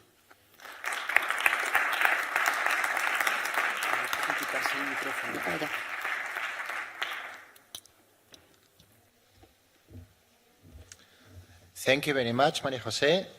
The next research talk is going to be done by Joaquín Dopazo Blázquez with a pivotal role in the Andalusian platform of computational medicine. We go to another discipline. He's also the founder of the Spanish Society of Artificial Intelligence in Biomedicine and a proud recipient of the National Prize for Informatics and Health. So, please, Joaquín, the stage is yours. Let me start by thanking the organizer for inviting me. It's a pleasure being here and trying to give you an overview of what we are doing. So let me first starting by saying that we actually are not technology developers, although we have sometimes developed an algorithm. We are more interested in focus on problems. Actually, we in the 90s we started to play with some artificial intelligence. By then, probably you remember, or the oldest in the audience remember this perceptron with 10 nodes and even 2 layers, hidden layers. Oh my God. We were playing also with self-organizing tree maps, these cojones maps, etc., etc. Well, actually, we published several papers, but probably no very interesting real application came up with that. So in the following 10 years, we actually didn't work with any artificial intelligence tool. What happened in the last maybe 10 years is that on one hand, all the health systems have got integrally digital, so they are starting to produce lots of data, and I mean really lots of data.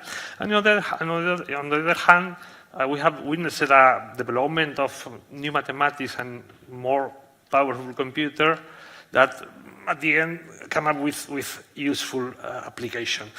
So let me start by showing a little bit our oh, it should be animated, but I spoiled it the end. So that would be our environment in which we have this cycle of the data in which we use some knowledge, or the clinician use some knowledge to do diagnosis, to do recommendation of treatment, etc. Based on this knowledge. So where this knowledge come from? This knowledge comes from research. So typically the data is produced to make, for example, a clinical trial, whatever, and we decide that over this level of a metabolite, you are ill, so we have a diagnosis. So what happened in the last year, as I mentioned, is that in this process, we produce information at the same time. Thanks to the digitalization of the health system, this information can be stored. And now we can use directly this information to generate knowledge, right? It's what we call secondary use of the data. So what's happened is that this, we enter now in the problem of how to use this information because we have a regulation that protects privacy. We have been talking about privacy before. So we have this GDPR, which restricts very much the use of this information. So, but what happened is that the system has not realized that most of the information is not coming. It's not being produced ad hoc, but it's already produced by the health system. But the problem is this information was not generated for research. So we need to apply for a permission for in an ethic committee, and here in the Andalusia region we have over these rules, we have more rules on top of that. It's something that happens everywhere. We're not a specialist. So they have a rule, we have a European rule, then we have a national rule which is more restrictive, and we have a local rule which is even more restrictive. But this is what we have. So what we discover is that what we were doing was working like in the past, like if the information was generated outside, but the information or the data was generated inside, so the data must be extracted from the health system from this safe place, the secure place, analyze it outside. And that creates a lot of problems. And also there is a problem of justice. So anything that can be generated from this information that could be converted in money, so the health system not only produces the data and maintains the data, but has to pay for this. So what we propose is to what we call trusted research environment, but at the highest level of protection, which is a computational system within the health system.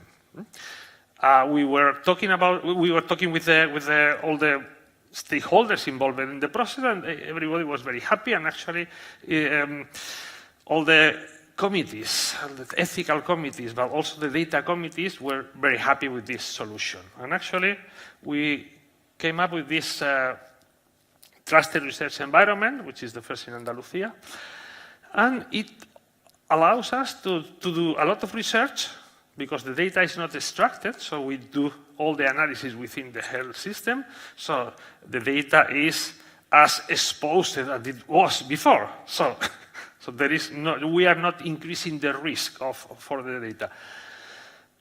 And we can do things that only 5 years ago was an anathema, that was making projects in collaboration with companies. The companies don't touch the data. We deal with the data. but we can do research with the companies, which makes the system absolutely sustainable, because we pay our data scientists with the money that we get from the companies, and we can offer the system to other researchers from the health system, right? So then we have the data, we have the possibility of doing this research, and we have worked in different projects. In 10 minutes, I don't have time for talking of many projects, but let me tell you of a couple of them, which I think that are quite definitory of what we are doing. So one of them is the obvious thing. We have other projects like this with other type of data, but we have the data, retrospective data. We can access through the ethics committee, etc., to the data of the population health database, which is a resource that we have here in Andalusia, which is amazing. So it contains the data of 15 million patients. So it's not the biggest database in Spain, containing all the data on patient, meaning all the visits of the patient to the health system, analytics, drugs, prescription, drugs that they consume, absolutely anything that somebody use the key of a computer on you is stored and is consolidated in this database every month. So we have patients with any endpoint that we are interested on, diagnosis, whatever, and we have the information of what happened before that. So if we can just take all this information and make a predictor of any of these endpoints, we can transform our health system in something, instead of being reactive, so you go to the doctor when you are really bad. Instead of doing that, we can predict you are going to have a diagnosis of whatever in 1 year. So then we call you instead of waiting for you to come to us when you are really, really bad. And one example is ovarian cancer. So ovarian cancer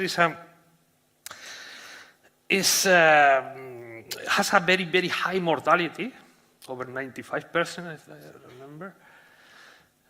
No, 75%. So, but it's very high. Why? Because essentially you detect it when it's too late, when it's spread out, almost in metastasis. And this is why that happened, because the early symptoms are, finishing? Early symptoms are quite inspecific. So we made a predictor, so we have only 1 minute, one more minute, because I want to talk. So this is we made a predictor in which we use data which is quite inspecific, and we have a predictor that more or less 1 year before rise an alarm. But let me show you the other one very quickly that I wanted to show you. So we have more predictors like this, but the other thing is we went for a more sophisticated stuff. So something that we were working on is the mathematical modeling of the mechanism of the disease based on the knowledge of how proteins interact among them, etc., etc. And beyond that, we try to see what would be the effect of other targets, of other drugs that are already in use. This is what we call drug repurposing, on the map of the disease. And what we do is using data which is publicly available on gene expression to make the system learn biology. Learn this relationship between this protein, which are target of other drugs, on the specific map of the disease. To me, it's very nice because the system is really learning biology from the data. And we can use this database that I mentioned to check if the results were realistic. And actually, these are the 25 more protective drugs that we discovered in the database just by analyzing people who were hospitalized with COVID and were taking other drugs just because other prescription. And some of them were really protective, taking into account, obviously, all the comorbidities, age, gender, etc., etc. And something which is very interesting is that we can check that there is since we have all the data, we can check that it's not just that people survive more.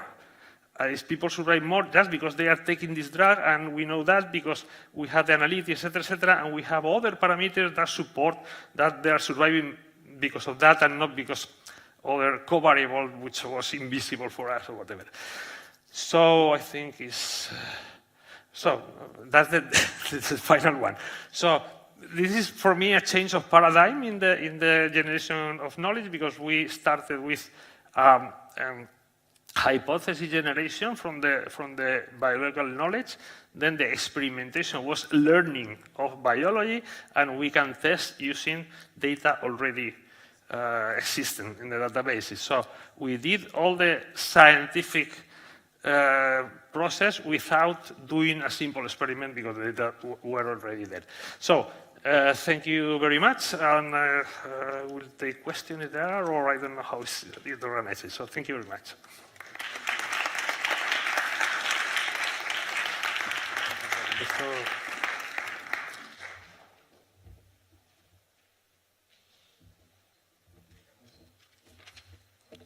Okay, thank you, Joaquin. This is the last talk before the break. Now we have Domingo Alcaraz Segura as the principal investigator of the researcher of the remote sensing and ecosystem functions and services work packages of the Smart Eco Mountains of the LifeWatch project. His contributions are reshaping our understanding of ecosystem through the lens of AI. Also, as a member of the Global Earth Observation Biodiversity Observation Network, GIBON, his expertise is truly global. So thank you. You have 2 minutes for that.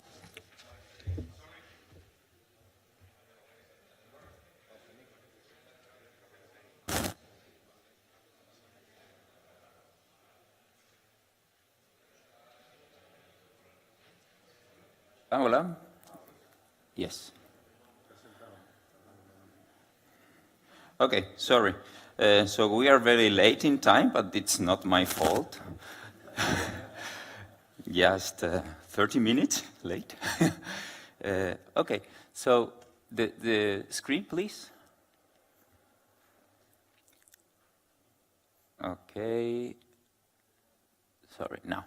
So first, thank you very much for having us here, the University of Granada, and no, it doesn't work. Okay, no.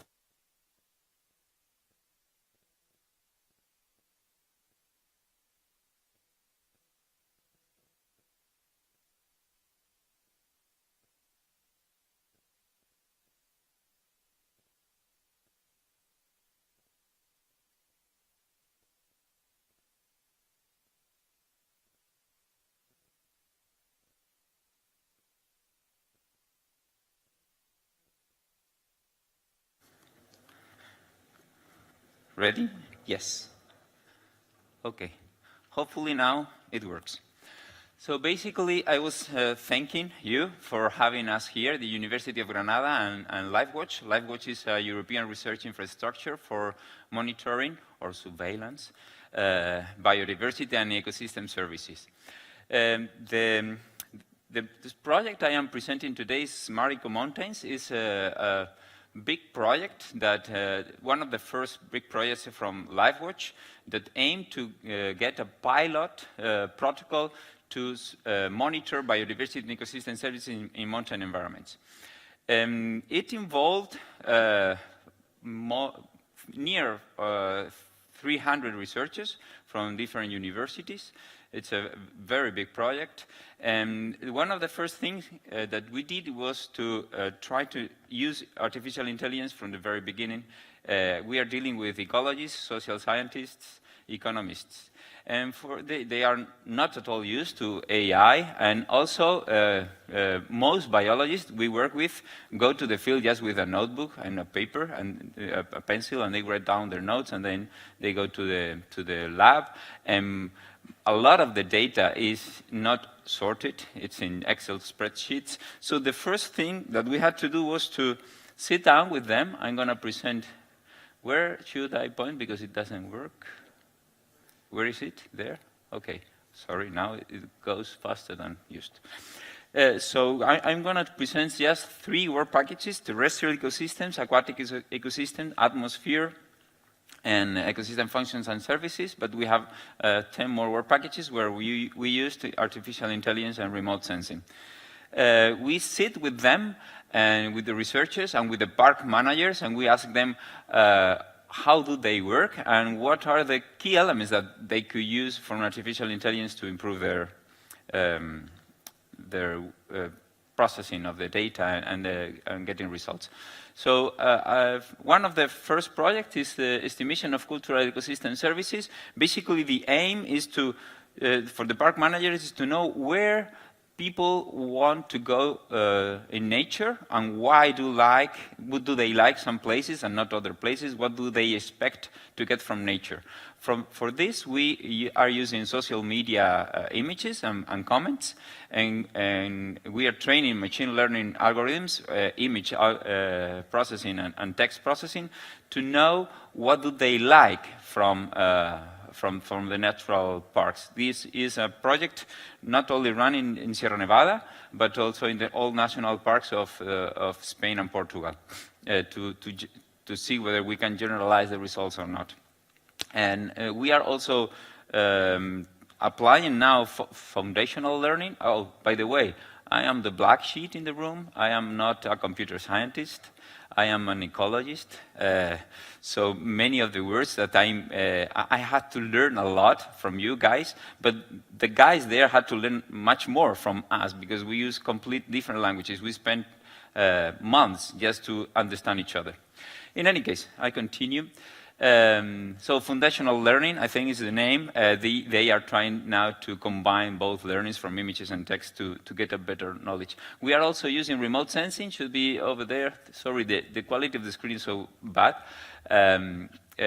We are using satellite imagery to try to model the predictions that we have from the Twitter and Flickr text, because we have the geolocation for each one of these texts and images, and we are trying to learn why do people go to those environments. Is it colorfulness? Is it the presence of a forest, a river, a valley, etc.? Sorry. Another project within this big consortium is the estimation of the abundance of different land use, land cover classes within a pixel. Usually remote sensing images in the past had coarse pixels, even 1 kilometer wide, and there were many different land covers inside there. So we are exploring, we are training machine learning algorithms using new high-resolution images and all coarse resolution images to super resolute and to know that even if we cannot get the visual map of what is inside the pixel, at least the percentages of the different land cover types.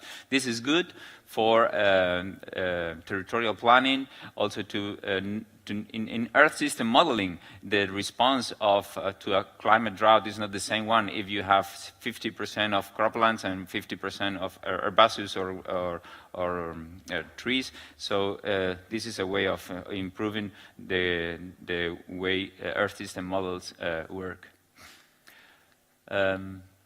Another is water quality estimation, and in this case we are using both satellite imagery and microscopic images to predict water quality and to monitor water quality. From the satellite, we are using Sentinel-2 from the Copernicus program and WorldView 3 that have 10-meter resolution and 30-centimeter resolution, very different resolution, for monitoring very, very small lakes up in the mountains, very remote. Some of them we spend 8 hours walking, even here in Sierra Nevada, which is surrounded by hundreds of roads.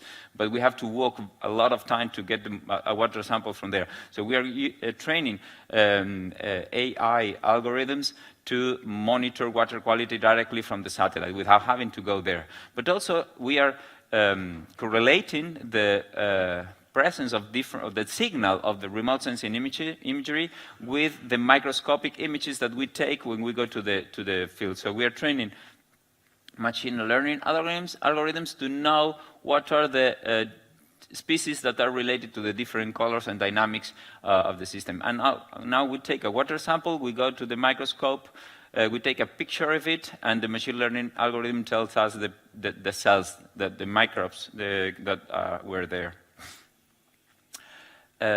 Next is how mountain shrub detector. The objective behind this high mountain shrub detector is that the tree line is where the snow doesn't allow trees to grow anymore because of the freeze and snow weight, imposes a limit that is now no more such a limit because of climate change and global warming. So trees and shrubs should be climbing on mountains. And can we know where they are climbing more aggressively or less aggressively?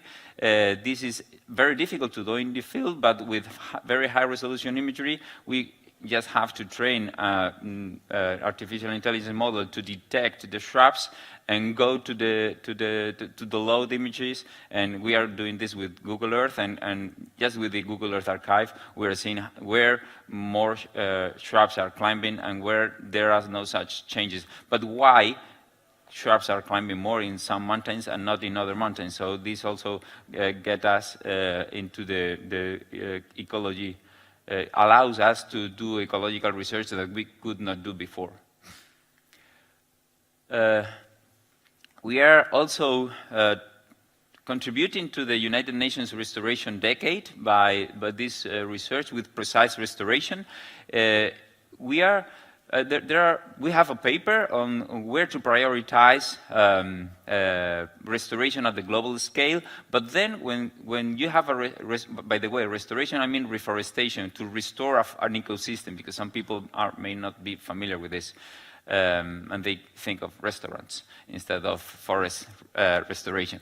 So basically, we know at the coarse scale where to put trees, but then when you have to put the seed in a particular place, we are not so good. And finally, what most projects do is that they plant tons of seeds. Even many companies are greenwashing, maybe I shouldn't say this here, by saying we are planting 5 million trees this year. In fact, they threw away 5 million seeds to feed the mice in the field and the birds in the field. But because those seeds are not going to grow. Because you have to put the seed here, in the middle, hidden. Otherwise, it's going to be eaten. If we use our shrub recognition model to detect where to put the seeds, if it's a Spanish shrub, for instance, in the middle of the Spanish shrub, no herbivore will eat the seed and the seedling once it comes out. So we are developing a library of images of target sites where we know the seeds will succeed, and we're training models to automatically, with a drone, detect those places and to drop the seed there, not anywhere. I have some images here. We are also using, where there you have a mice stealing one of those seeds that was dropped there, and now he will escape away. And there you have another corp doing exactly the same thing. We have made these experiments with more than 1,000 seeds, and 90% of them were eaten by the rodents or the birds. Sorry. also we are testing machine learning models to do this video trap monitoring for us, so we don't have to visualize hours and hours of videos. This is the same idea of the forest restoration, that I just told you. And finally, the last one is our system built on Google Earth Engine. Google Earth Engine has changed completely the way we ecologists work. Because it has democratized the access to remote sensing imagery, so satellite imagery, and just to give an idea, the whole process of my PhD thesis took me, for satellite remote sensing processing, took me 1.5 years of manual processing of the images, and now that is run in 15 seconds in Google Earth Engine. It's amazing, and I did it only for the Iberian Peninsula, but now I take 15 seconds for the whole world. It's like impressive.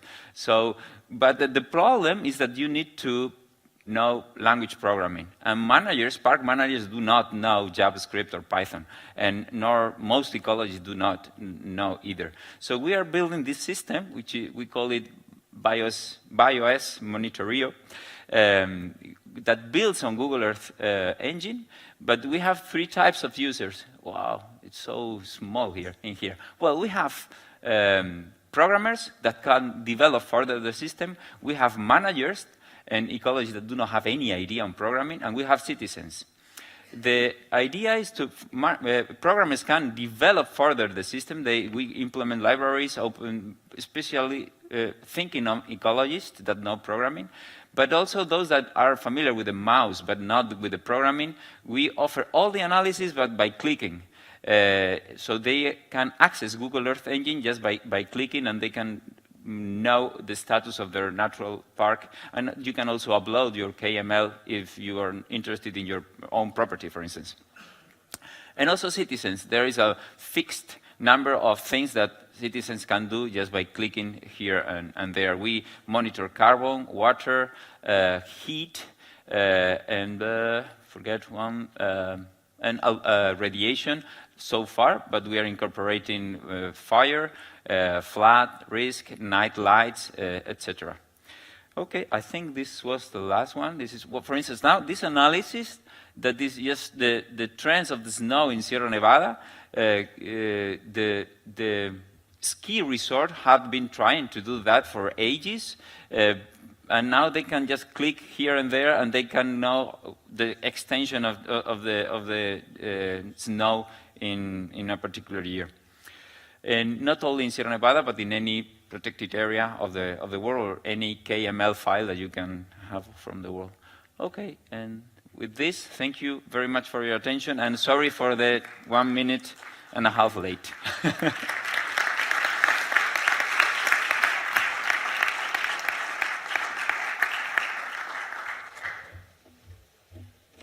So thank you very much. Now we have a break.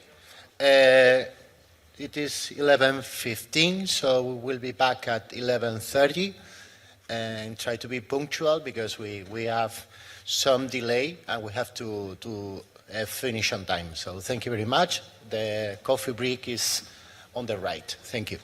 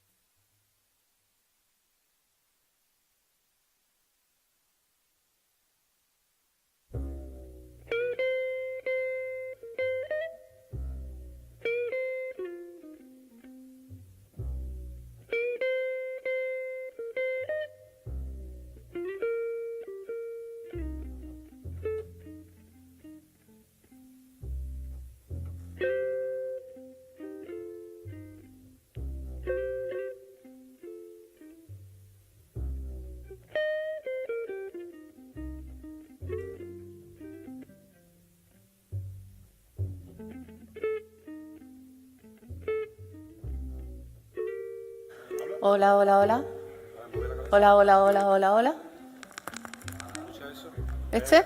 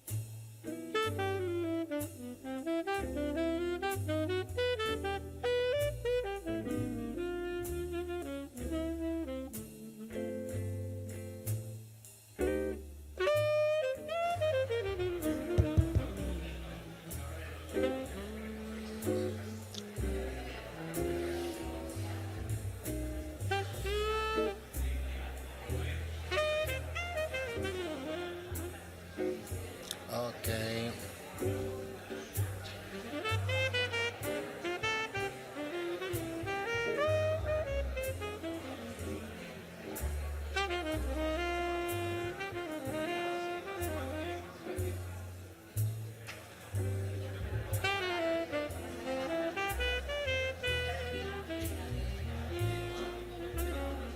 Sí. Falta gente, ¿no?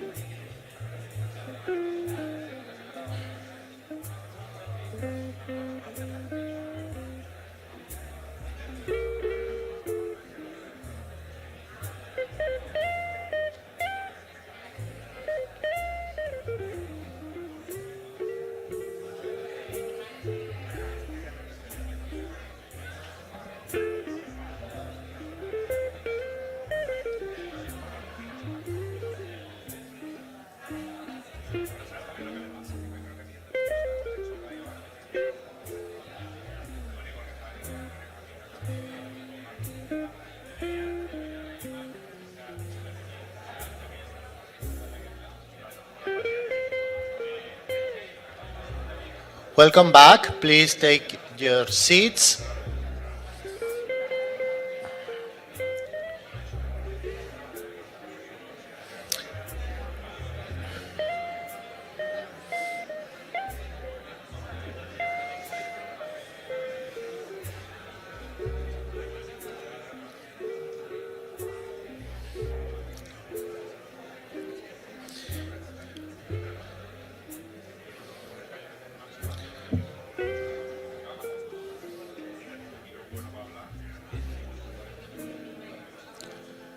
Oh, I hope you have enjoyed the coffee and fruitful conversations and probably open new collaborations in the world of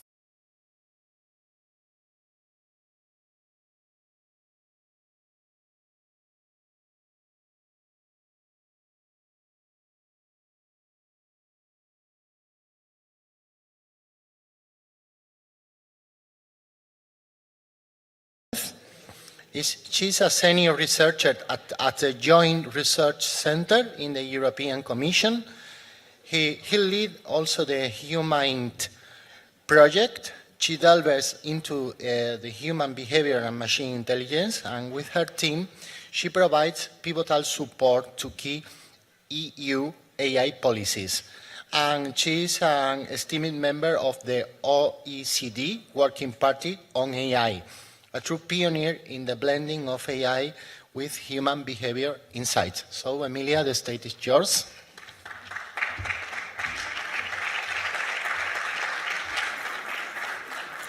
Okay, hello, thank you very much for the introduction, Joaquin, and thanks a lot for the invitation. It's a pleasure to be here and to introduce to this final panel on the legal and ethical implications of AI.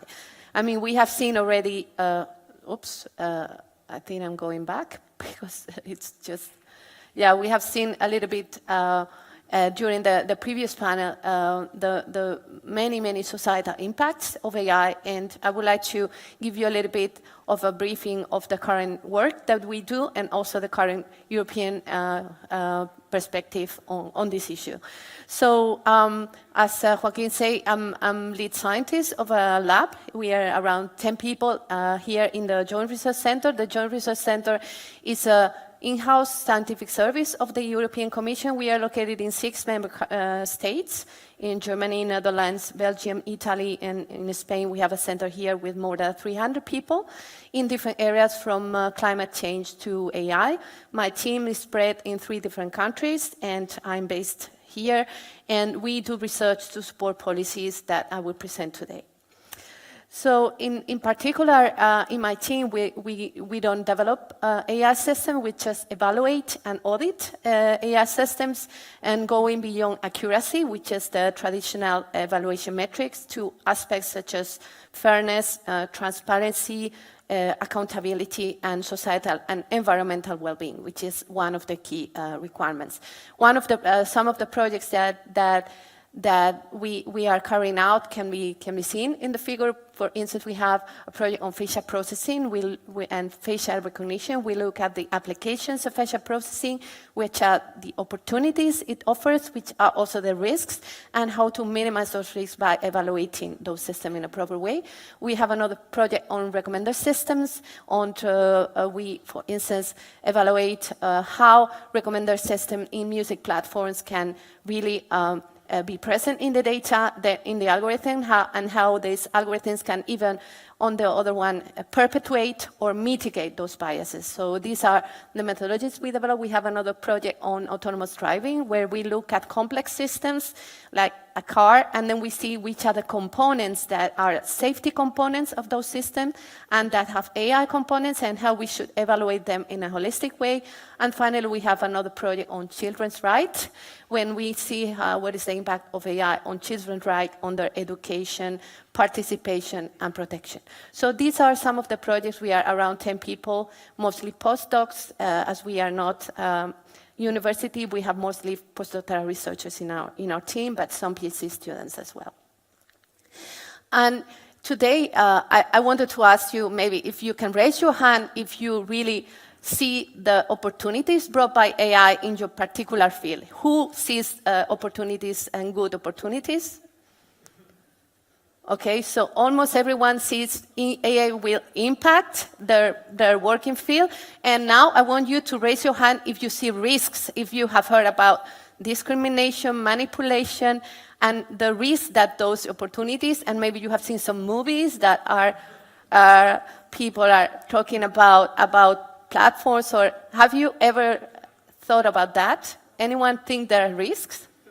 Okay, so this is the goal of my work. As Voltaire said in his quote, later attributed to Spider-Man, with great power comes great responsibilities. Okay, so these are some of the aspects, it's not very, very visible, that AI is providing from a regulatory perspective. AI systems are complex, even their developers, they don't really know, we don't really know how the output comes from the input, we don't really know the number of parameters that they work, they are opaque, so we have difficulties in understanding and what will be the output for a given input. They are somehow unpredictable. There are some statistical properties that make me also behave in different ways according to the state, and this can impact, for instance, safety, or imagine in a car or in a drone.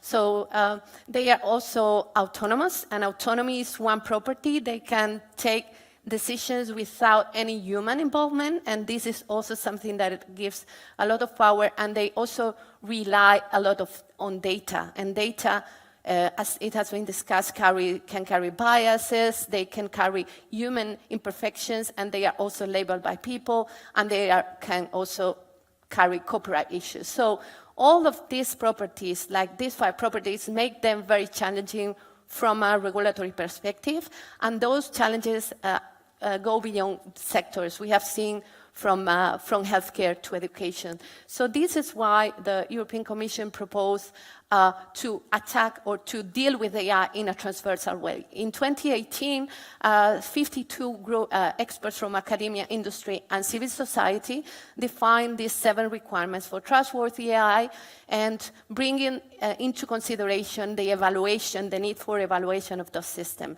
And this requires from issues very technical, such as cybersecurity, to things that are environmental well-being, which are really abstract.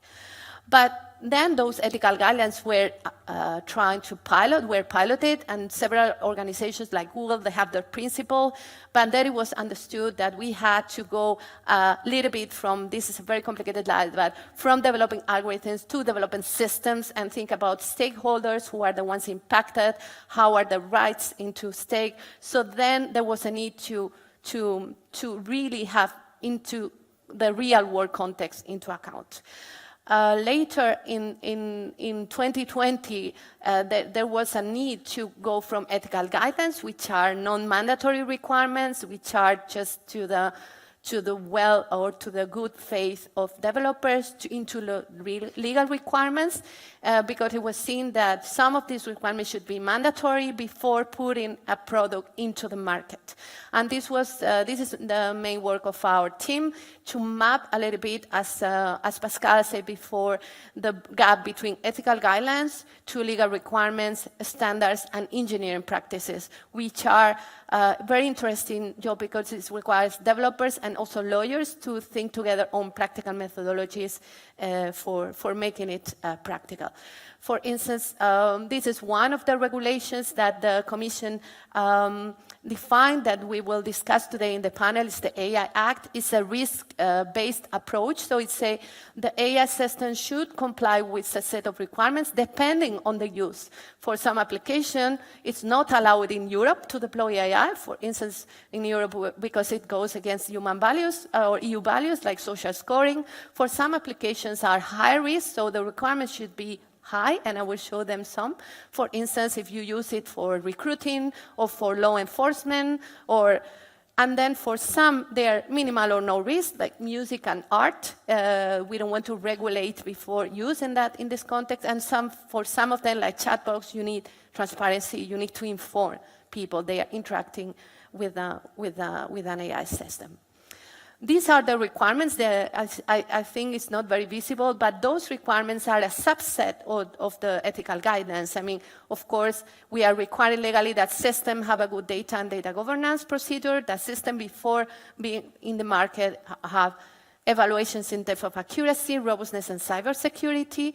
We ask the data to be representative of the population that they will deal, if they will deal with women or with Europeans, they should represent these characteristics. They should implement human oversight and control measures, and also transparency. So you see the ethical guidelines, which are very broad, they also somehow subjective or abstract, they become a little bit more focused, and they become legal requirements to be complied by providers. This is another regulation that is also now entering into force in 2023, is the Digital Services Act, which also contains some requirements. And here, instead of risk of application, the Commission defines a risk based on the size.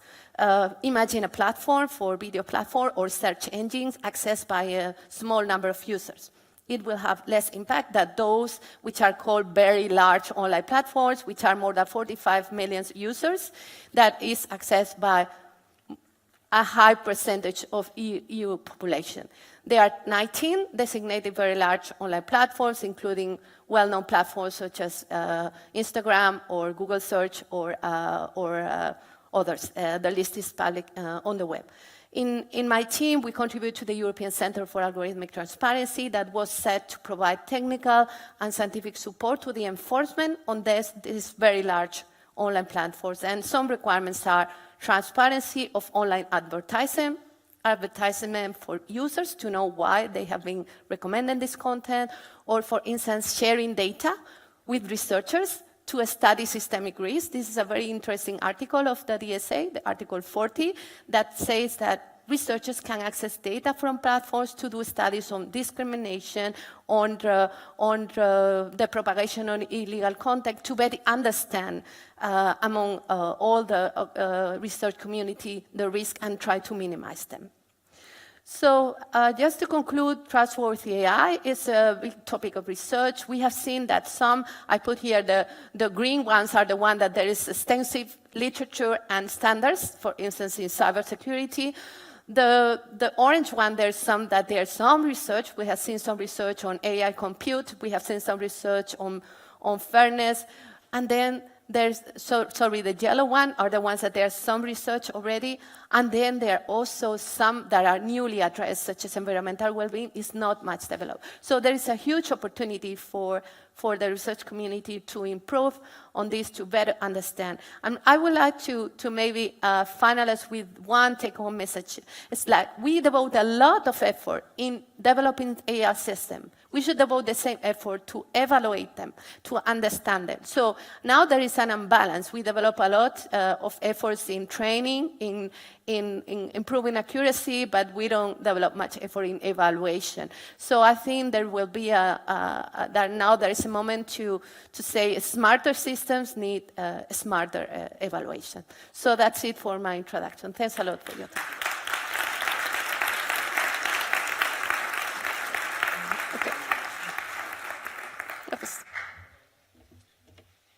So thank you, Emilia. And now we move to the next panel that is entitled Truthworthy Artificial Intelligence in the EU, from ethical guidelines to legal requirements. So we're going to work a little bit more on those ideas. The panel is going to be moderated by Emilia and has the following panelists. First, Miguel Valle del Olmo, representing Spain at the European Union. Then we have Justo Hidalgo. He participates as a permanent member representing Spain in the European Union, and it is also the chief AI officer of the Spanish Association of Digital Economy, ADigital, and also professor of product strategy, AI and data analytics, and mentor for startups. And Manuel Cebrián, he's a distinguished researcher, joined the Spanish National Research Council.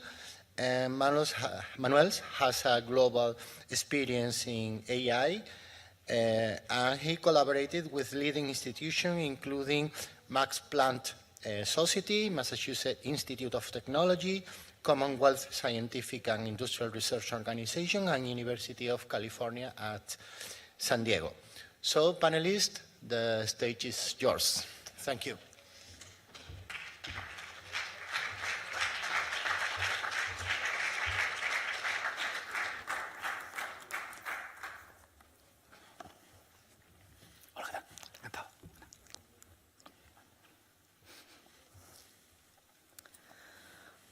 Okay, thanks a lot for being here. Thanks a lot also Miguel, who is in Brussels, for being here. I mean, in this panel, we would like to see the perspective from the three angles, which are academia. So Manuel Cebrián is coming for the academia, more scientific view. Also, Miguel is coming more from the regulatory perspective. He's negotiating now the AI Act, and also Justo is representing more the industrial perspective on this field, because we have seen the need to have this multi-stakeholder approach on this. First I would like to start with Miguel, because I know he has to move at 12:30 also, so we would try to have him first. And Miguel, you are currently a key person in the negotiations of the AI Act, and this is the first worldwide regulation on AI, so it's really a challenge. So I would like if you can maybe tell us which are the most important elements of the current negotiation of AI Act. I think we cannot hear Miguel. Maybe. Now, can you hear me now? No. Yes, perfect. Great. So, thank you, Emilia, very much. And so glad to see you again in different fora, because Emilia and I have worked together before, within the Artificial Intelligence Advisory Board in Spain, but also in the OECD. So it's great to see Emilia. But Manuel Cebrián is also a quite well-known face within this advisory board too. So in any case, the AI Act, of course, it has a few key aspects. Okay, and I would like to say that the key aspects, I'm going to enumerate a number of them, but for some people, there will be some that will be more important, and for some others, there will be other elements more important, okay? But of course, the main elements that are keeping the negotiations right now at the most difficult points are, of course,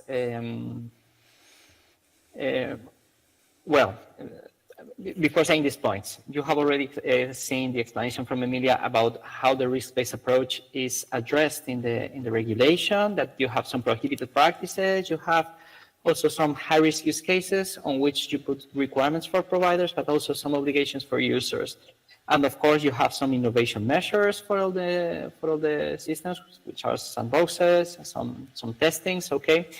And then you will have a monitoring mechanism. Okay, with that in mind, I think that it's fair to say that one of the main issues to address within the regulation is the list of prohibited practices that must be addressed. The Commission proposal, there were 4 main areas of prohibited practices, and the 4th one was more a limitation with remote biometric identification in real time for law enforcement authorities in publicly accessible spaces. And for these ones, the Council did not do so many modifications, but the Parliament introduced a lot of modification and further prohibited practices, okay? Of course, there's a debate on whether these practices should be prohibited, because they can be also useful tools for certain actors with, of course, proper safeguards, or if in fact they should be prohibited at all.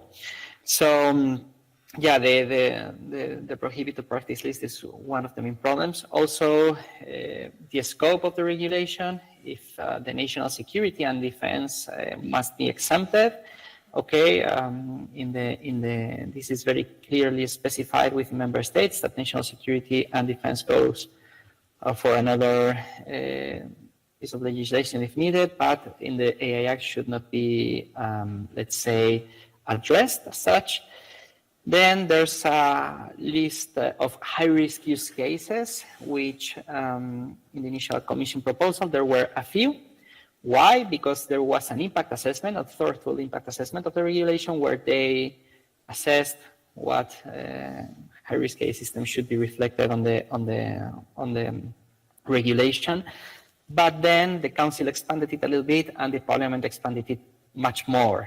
But also they expanded it because they allowed for companies to decide with a good degree of freedom about the fact of their high-risk, about the fact of their AI system being high-risk or not. So they had a possibility to decide, whereas this possibility was more reduced in the Council version, and in the Commission was inexistent. So yeah, that's another element. Then of course there's a very important element on how general purpose AI, artificial intelligence, is addressed. Okay, with this term, I don't want to lead to confusion, because these days we are seeing a lot of confusion with other terms such as foundation models or generative AI. But let's say that these two elements should be included somehow in the general purpose AI. Okay, and then the Council wants to put some general obligations on the general purpose AI systems, whereas the Parliament has focused on a concrete component, which are the foundation models. Okay, for example, the GPT-4 beneath the ChatGPT, and the ChatGPT would be the system. So you see, an approach towards the system from the Council, an approach more to the foundation model towards the Parliament. With a big debate here, should we mention a concrete technological element, or should we keep open to a concept, giving room for all of them and trying to ensure, let's say, technological neutrality? That's the question. So that's a little bit where the discussions are.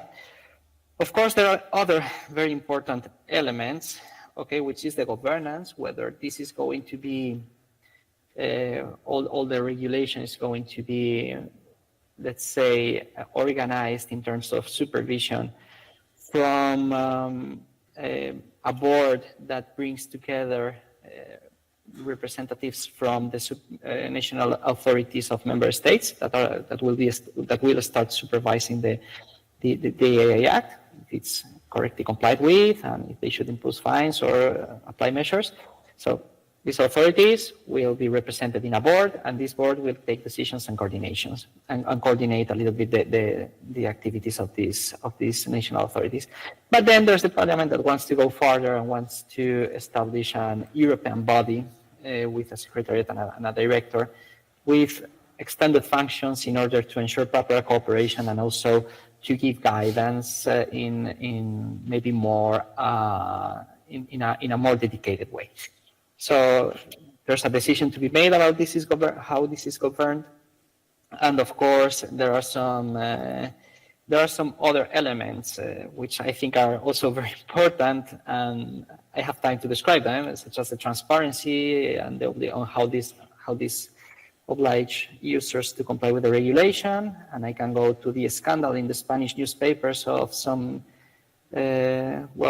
people doing deep fakes about other girls and making an important, let's say, infringement to their honor. It's actually a crime. And if with these transparency rules, this could have been somehow at least cushioned, or let's say, this should have had another, it should have had less impact, let's say, and the ability to find to whatever people do not say explicitly that whatever content is generated with AI is fake, okay, in these cases, or it's generated by AI. Just it doesn't necessarily to be fake, but it's correctly labeled. So there's also a debate here on how this is addressed, and also in some other elements, including sustainability, also copyright, or how the open source is treated, or how the law enforcement authorities should take care of the systems they put in place. So when you say that there are a lot of, that what are the key points, I would say that there are 3 or 4 very important, but there are 7 or 8 that are important, but all of them are key in the negotiation. Yeah, thank you very much, Miguel.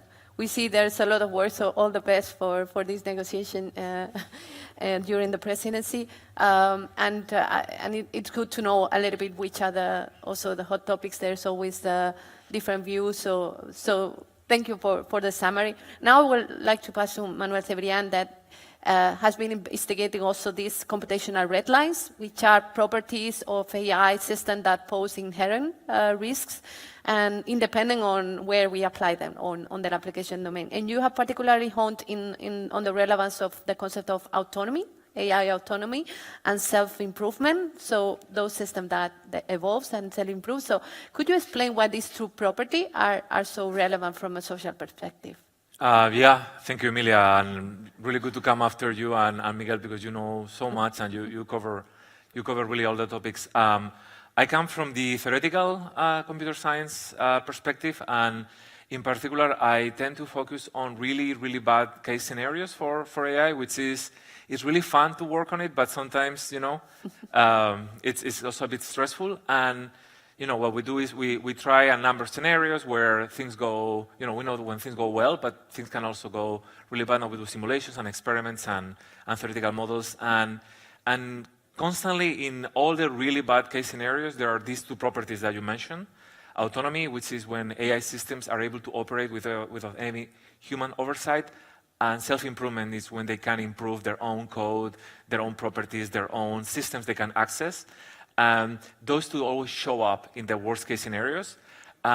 So just to say it briefly, irrespective of maybe even the application domain area, so even if they don't have to do with health, if they don't have to do with privacy, even if they don't have to do with democracy, we should have to be very careful about those two properties, and probably we should maybe over-regulate them for now, or at least regulate them very, very strictly until we actually understand them better and we know how to do with them. Yeah, thanks a lot. Can you give an example, for instance, of one of those scenarios? One of the scariest examples is, so we program systems that can actually mobilize people. So for instance, let's say that we want to mobilize people for climate change, right? We want to make people aware that climate change is very important, and maybe make them part of a movement that can reduce emissions or protest. And you know, when these systems empower activists, they are very useful because they can craft messages that can scale, and they can very, very persuasive with the potential people who want to join. And when we actually enable them to be autonomous, say, well, look, you just need to mobilize as many people as possible, as fast as possible, and you need to get them, you know, on the street, or you need to get them to join. Really weird things happen. Lots of manipulation, misinformation, loss of privacy. So that's one particular example where an autonomous system that does social mobilization right now should be looked at very carefully for now. Okay, thanks. And Justo, you are more leading industrial projects. So I wanted to know a little bit which are the components of AI that you think maybe these are risky, but which are the components that you think are good for economy or have a good economic impact? Because I guess there's also those opportunities are linked to market or to business models. So how is your view on AI as a positive on the opportunities it offers? Yeah, I think my role, hello everyone, my role here is today to have the positive hat. I come also from academia, but no, that's the Manuel. So, as you know, right now when we talk about AI, we talk mainly about machine learning in the industrial sector, and the opportunities are enormous, and have been enormous for the last 12 years, but more enormous now. But I think. Just to give you an example of my own, just to put it, before representing an association like I do now for a trade association, I had my own startups.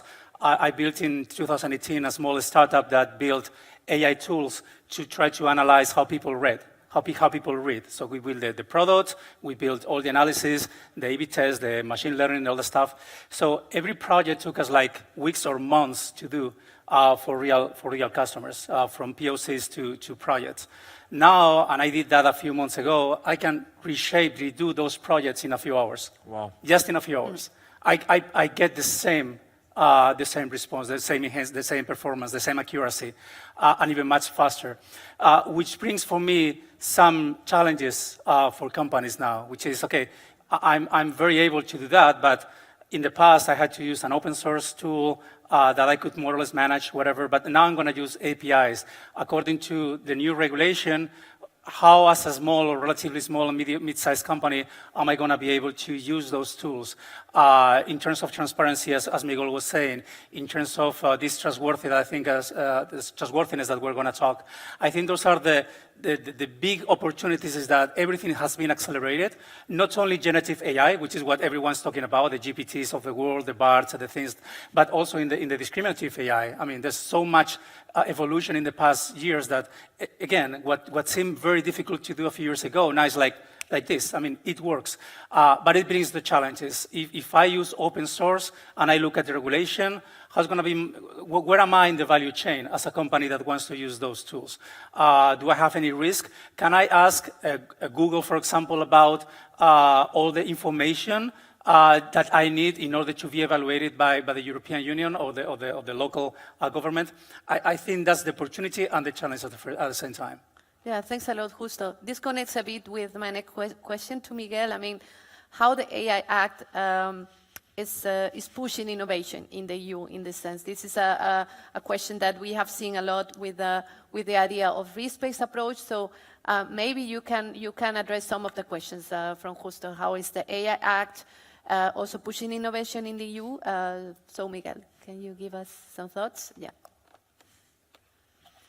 Thanks a lot, and well, thanks Justo and Manuel, because at least for me, their insights are of great value, and it comes to concrete examples of how things should be regulated in order to well, let's say it better, how things should be regulated in order to give a solution and not a problem. But in any case, concerning the support for innovation, the AI Act comes with a lot of obligations. That's no secret. And companies will have to comply with that. And it's a common concern that we are putting a huge burden, especially on SMEs. And I think that in that regard, all the co-legislators and even the Commission, we are all in the same page. So that's a good starting point. And in how this translates into concrete things. Well, the first thing is that SMEs are treated in a very concrete way in the artificial intelligence in order to give them some support in order to comply with their obligations. How this support is made? By issuing very concrete guidelines from the very beginning, and the Commission will have to do a huge work on this, but also with providing with them to, let's say,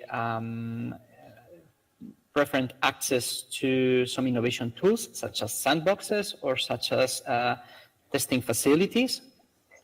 Also, they will have a contact point in order to channel their questions, which is also very important. We also gave, at least in the Council, because this is another point of discussion that we are having, at least in the Council, we gave a possibility for companies to, let's say, do tests with their tools, okay, regardless of their size, but they can do tests. Let's say not necessarily in a sandbox, okay? A sandbox is a regulatory sandbox organized by a public entity. It's something very important for everyone, and we have been pushing. And as I said, there's a preferent access for SMEs, but we want to keep open the door for them to make tests, of course, with certain rules, so their innovative products can reach to the market even faster. Okay, and in the end, what we are trying to do is to create a framework where consultancy, or let's say very expensive and impossible to afford services for an SME, turn into guidelines or affordable services for these SMEs in order for them to comply with all the obligations. Because we have had, let's be frank, we have had experiences, for example, with the medical devices regulation. And we are aware that many companies, well, their business case was, let's say, crushed because they couldn't pay the advisory services from other companies to put their products in the market.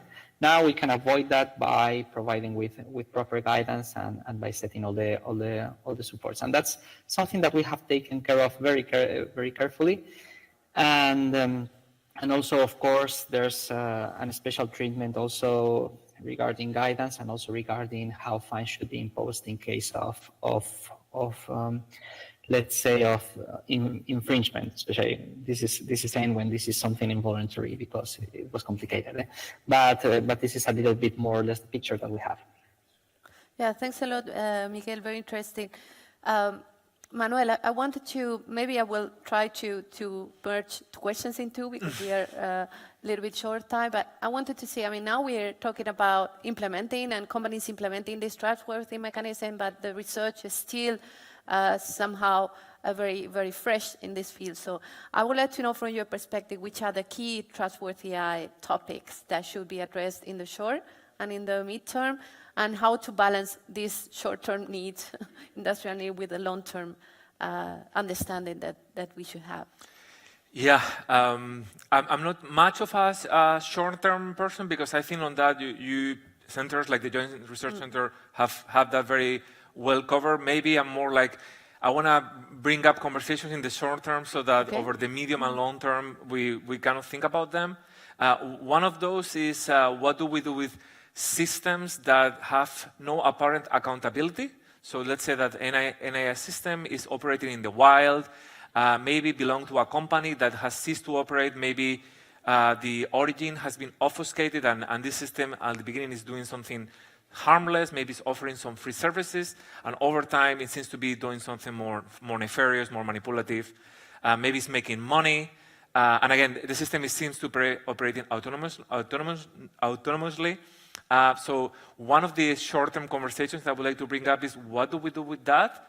And I think it's very important to start working on mechanisms and regulations to trace the potential origin of that system, who made that system, who might be, is it disguised in a thinly veiled corporation with a board of directors that is false? Once we know that, how do we take control of that system? Do we have in the EU some kind of body that can seize a system and then try to stop it or regulate it or do forensics? So those are the kind of a bit sci-fi topics that I think we should start talking about before we encounter one of those systems in the wild and we don't know what to do. I guess this connects a bit with what Justo mentioned about the complexity of the value chain, the fact that maybe we have a model and then someone is fine-tuning and then you have another company using that for that. Exactly. So I think we all need to be like accountable. So those mechanisms, I think, will come with that. So this is a very interesting topic, I guess, that we should foresee. And Justo, how do you think our companies being prepared for this? Because we always see companies, they think about their business model, also about the products, but now they have to comply with this kind of requirements. So I guess some people say this will be a market added value to have your product as trustworthy for the consumer. So what is your view? How are companies preparing for that challenge? I think we have a challenge. We have a challenge in general. First, because I think in general we still need to understand what AI systems can do and cannot do. So, because right now what we see is many companies are basically launching POCs, proof of concepts. And I've seen in some cases that the expectations for those AI systems, for the outcome of those AI systems is, okay, this is going to do exactly what I want it to do. And I think we should all remember that the standard algorithms are algorithms where the human does the thing. And now what we're doing is the human does the thing that does a thing.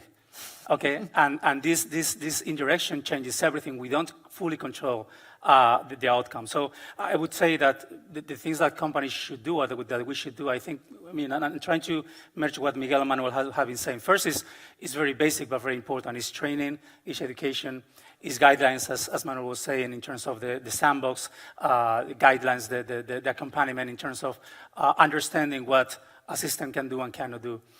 The second is more about the concept of responsible AI. And the idea that I think you mentioned in your presentation, but the key concepts, I mean, we already know about privacy and safety. We should now focus on transparency and explainability, which are I think, the next steps that we have to encompass as an industry. And then we'll talk about fairness. We'll talk about other more advanced stuff that maybe we still need to understand, and people like the ones here are going to help us to understand. But then mixing with what you were saying before, I think there's another thing, and maybe it's just me, but that is more related to the midterm thinking, which is if you see what the current transformative agents are able to do, and you see what agents are potentially able to do, I think the concept of alignment or this issue of autonomy is critical for us to understand, because it's very easy, at least with the companies I work with, we're working with this. Okay, if I have this small agent that's able to do this, what if I do, and I make these agents start talking to other agents? And that is where I lose control very, very quickly. Maybe it's not the end of the world, but maybe it's suddenly I'm connecting this to my payment system and bad things are happening to my company. So I think those are the three levels that I see that we should work in, along with the authorities, along with industry, along with the bigger players, to make things work in the short term. Yeah, thanks a lot. Very interesting problem. I think the fact that we have different targets, you know, you want a very performant algorithm, and then you want it to be explainable, and they somehow contradict each other. So we will need to find a way, but it's a very interesting topic. I think we need to wrap up a little bit earlier. We have still, I think, 20 minutes, but at least I would like to give the floor to each of you to try to summarize a bit what is your take on this field, and especially for the audience, we have been discussing about AI sustainability, but in different applications. We have seen from drones to healthcare today, so we have seen that this is really pervasive. And I wanted to give the floor first to Miguel to give his maybe take-home message on how the AI Act maybe is protecting fundamental rights while preserving this idea of innovation in the EU. Miguel. Yeah, thank you very much. Well, first of all, just to say that I am really sure that the AI Act will do that, because as it's not been agreed yet, we cannot say what final shape it will have. But I am quite sure, but the problem with AI is the uses that you make with them. And of course, there are some uses that should be more taken care of.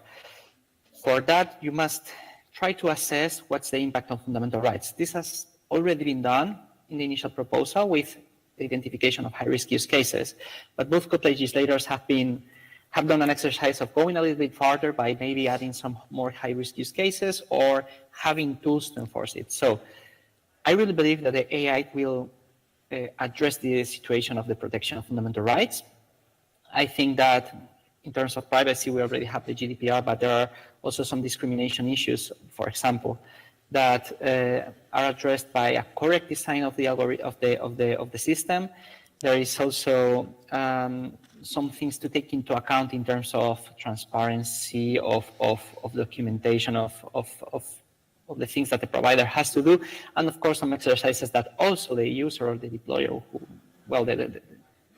the entity using that AI system for different purposes, okay, that must do, such as correct human oversight or other measures that will be of absolute importance in order to be sure that fundamental rights, that the risks to fundamental rights are very well mitigated. But on top of that, we will have a supervision mechanism, which is within the standard product safety legislation, within the European legislation, which will give all the tools in order to detect any risk in any system, but also to monitor very well any serious incident that might appear. And that's something very useful, because it will add, it's linked to the idea that Emilia said before about we are centering very much in the first phase, but not so much in the, let's say, supervision phase, right? And I am absolutely sure that supervisory authorities will have a huge amount of power. They will determine how things will have to continue in the future, taking into account those risks and that serious incidents.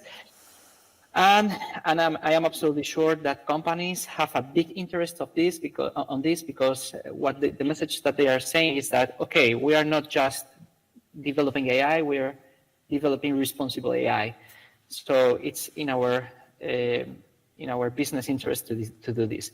So I believe that the Artificial Intelligence Act is trying to align, and as complicated as it is, because it's complicated, I think that among all of us, we will make the correct environment in order for everyone to interpret this correctly and to have all the measures to do it in an easy way.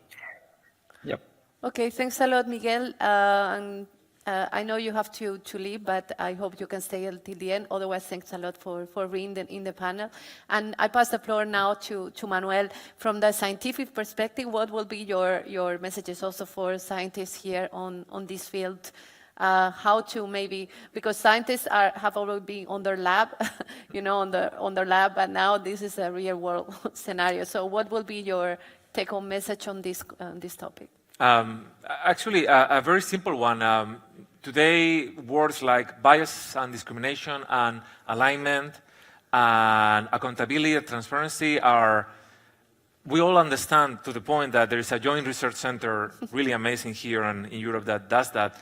But those concepts were very, very fringe, even only 15, 20 years ago. They were coming, most of them, from theoretical computer science and very obscure niche conferences where, people were talking about these things. And even at the time, I remember very well that people were saying, well, you're talking about an edge case, you're talking about worst case scenario, things are never going to get to the point where those concepts are relevant. And the question is, today we probably need to keep investing maybe even more than 15 years ago because we don't know the words and the concepts that are going to be relevant. And one of the things that is important is that we should keep doing work in all these things that you very well and Miguel very well have outlined, but we should also do research to understand with other areas, which other concepts that we don't know yet will be as important as this in 15, 20 years. So yeah, just some investment and into fundamental research. Okay, thanks a lot. And Justo, what's your take on this topic, just for the final consideration? Yeah, I think we're pretty aligned. Sorry for the... maybe the devil is always in the details. I think what I say is that at least I've seen that change as well in the last, even less, 5 years of how companies start talking about not only accuracy and performance, but about all the responsible AI elements that you already mentioned in your presentation. I think for me, one of the take-home messages would be, okay, now at the end of the year, potentially, or maybe early next year, whatever, there's going to be a regulation. It's going to be the AI Act. But then there's going to be 24 to 36 months before the law is put into effect. What happens in the middle? And our proposal in Digital, but even my personal proposal is, okay, we shouldn't wait there. We have the GDPR experience about what it means to just wait to see what happens, and it was not very good for companies. I can tell you, I lived that. So what about the proposal? Is okay, we as companies should start thinking about self-regulation, working with sandbox, as Miguel mentioned before, and guidelines and all this stuff. But we have 2 years to actually think about what are the main things we should do in terms of transparency, in terms of explainability. It's a great opportunity for companies to actually say, I did this, I take care of my users, of my customers, I increase trust because I'm doing this before anyone forces me to do it. But also, it comes back to the regulation and to the academic world. With those use cases of people who have actually done the job of measuring themselves, we can go back and say, hey, just to put an example, the European Union is requesting me to be fully explainable, and deep learning tells me that's not possible. Help me out. academy to make things more explainable in a way that I can comply with the laws, and at the same time, I can make use of those big and complex systems to actually go faster and make a real good impact on society. So for me, these years, there's a window of opportunity for companies to actually say, hey, I'm here, I'm going to do it, and I'm going to not just be thinking about accuracy, but also thinking about all the rest of the things in the AI world. Okay, thanks a lot. So I think it was a great discussion. I guess all people will be now motivated to deep into this field. It's an amazing field, and also I think we need also these contributions of scientists, also of companies, because they have the real-world scenarios to test things and to do really actual research, and also, I guess, policymakers that are now more aware of this technology, that are also getting in-house expertise on this area. So I hope it was interesting for you all, this panel, and you can reach the speakers for more information. So thanks, guys, for the conversation, and yeah, thanks to all.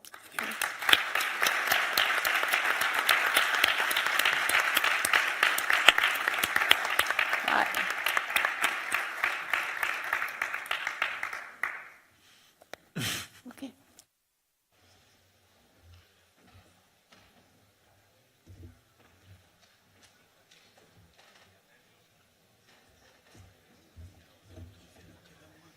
Sí, vamos a la diadema. So thank you very much, a wonderful panel. And sí, no? Sí. So we're going to make the conclusions of the forum. So can we take the microphone, another one? I think it's okay. Yeah. Okay. ¿Nos podemos sentar o de pie? Sí, tengo. Sí.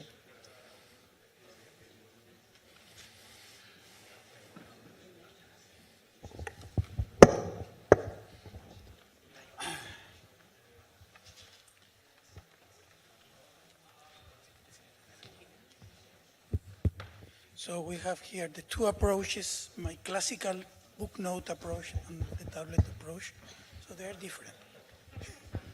How to extract the knowledge from the book to present in the same way that the book notebook could be an interesting project. Anyway, let's go. Let's go? Okay, let's go. So I have some notes, and of course you can complement and we can discuss later with the audience. So there is something missing. Okay. So what we try to do? So first is an observation. So the field is growing exponentially.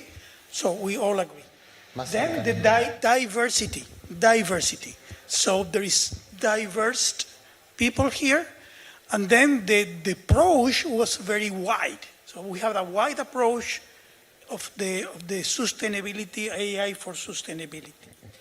And I will distinguish three main topics. The first is AI per se, dealing with explainability concepts, transparency, autonomy, and so on. Even embodied intelligence in the robots, all this is artificial intelligence. Then we went to applications.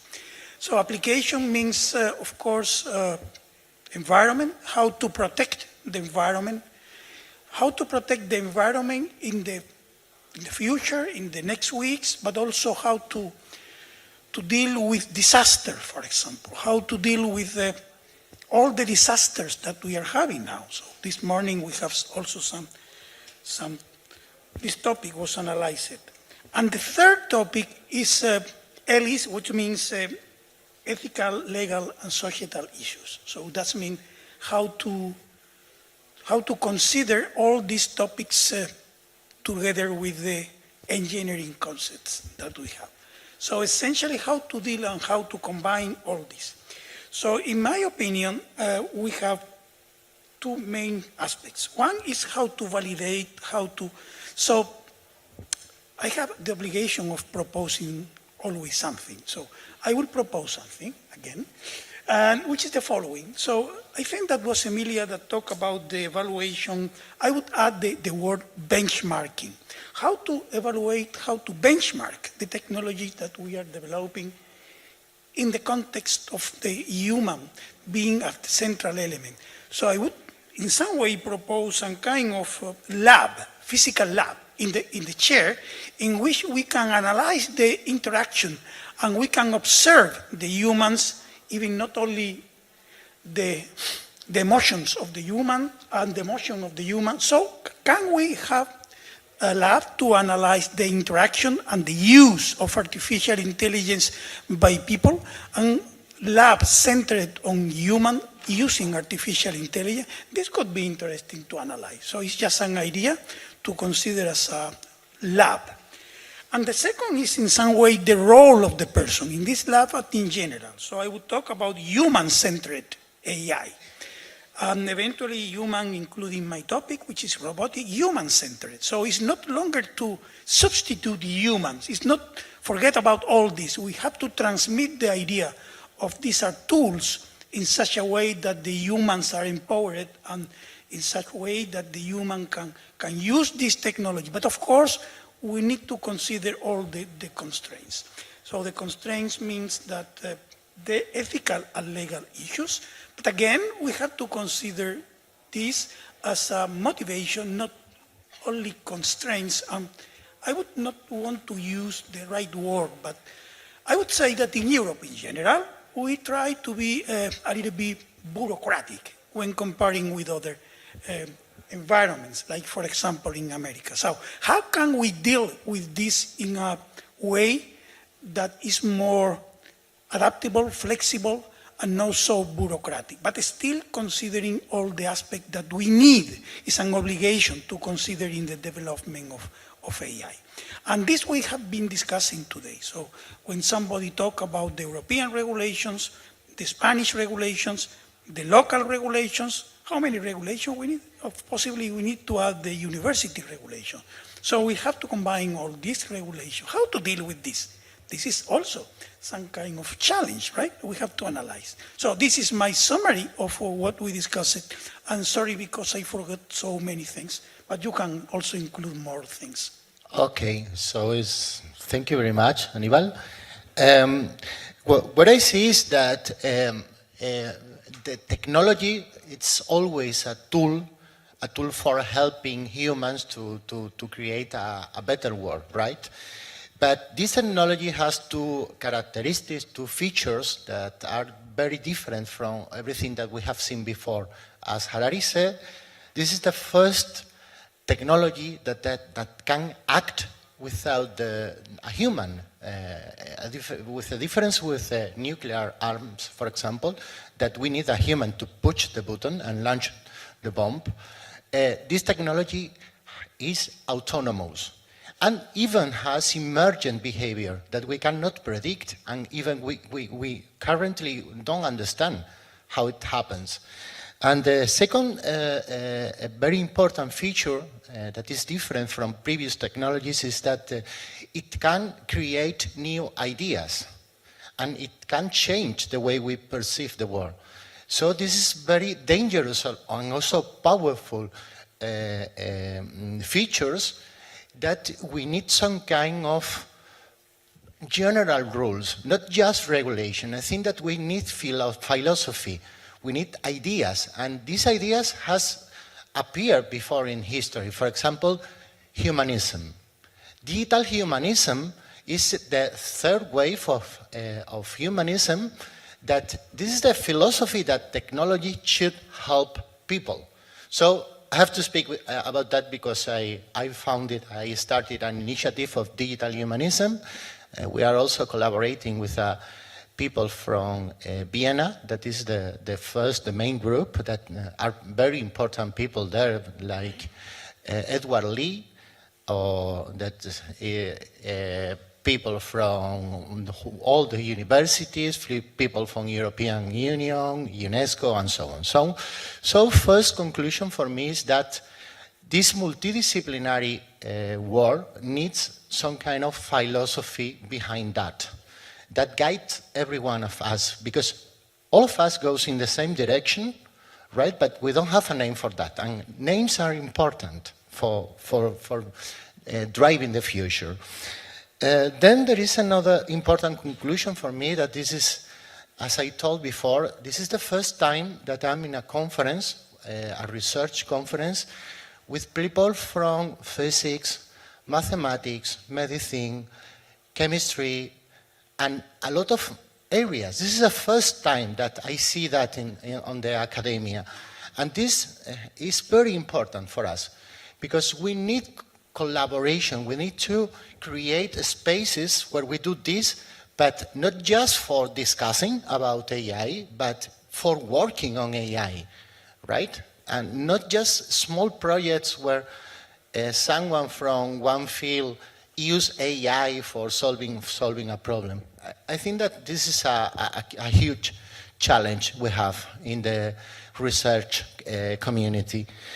And that's for the last thing, I think that there are two things that are very important because I feel when we discuss about AI that we speak just about those chat GPTs, BART, and so on that are driven by big companies.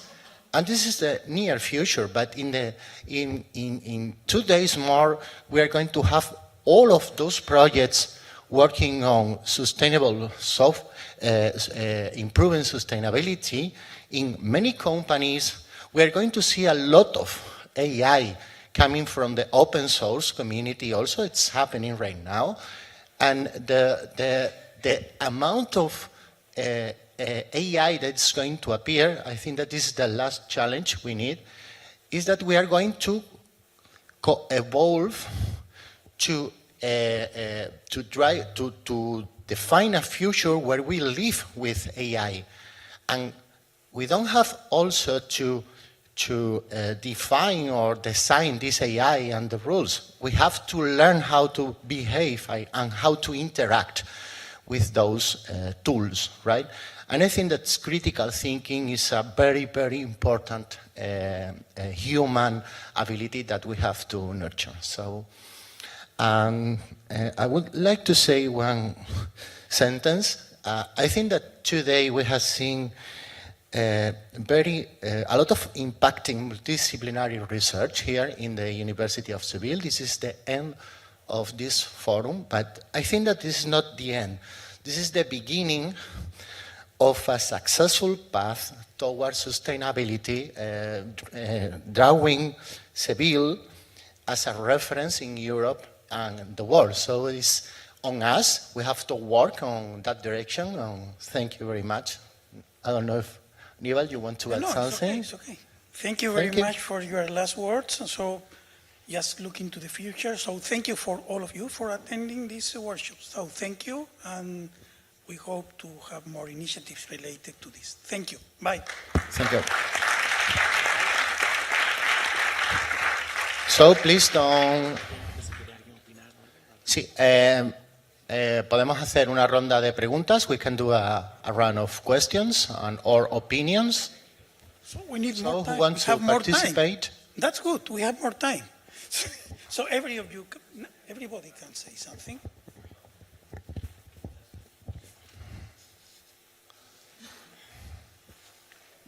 Thank you. Some of the things that we have heard here are the following. Safety cannot be warranted. Safety is overrated. Humans are not perfect. Why we ask the system to be perfect?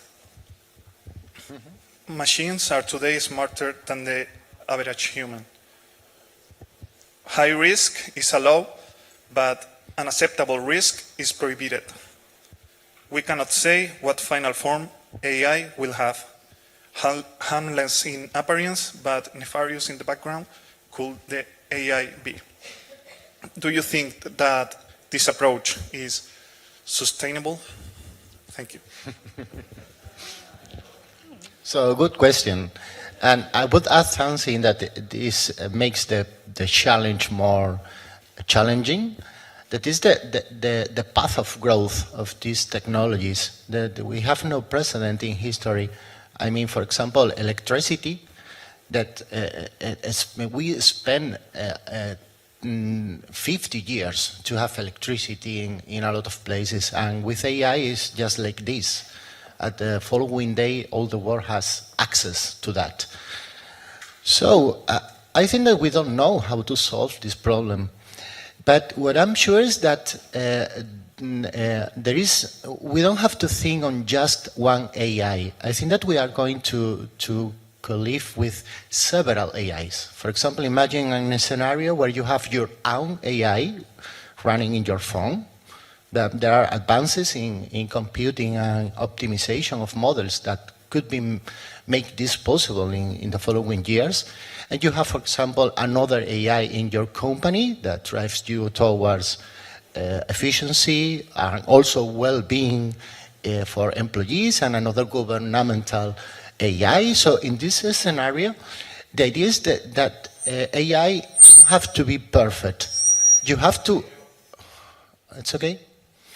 AI don't have to be perfect. You have several very intelligent things telling you what to do, but you have to have your own opinion. This is critical thinking. This is because I say that this is a very important human ability we have to nurture.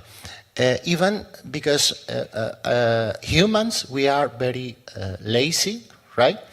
So I love an example where in the countries that the donation of organs is by default in the form check, the number of donation is 95%. And in the countries that you have to put it by hand is 15%.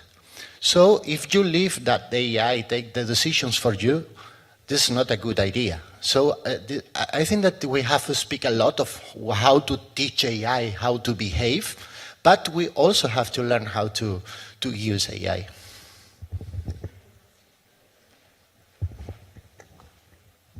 May I say something that perhaps is counterintuitive and controversial? I feel that we talk a lot about teaching AI. But today what I have seen is by talking about human value of alignment of AI systems, we have surfaced a lot of problems in our human society.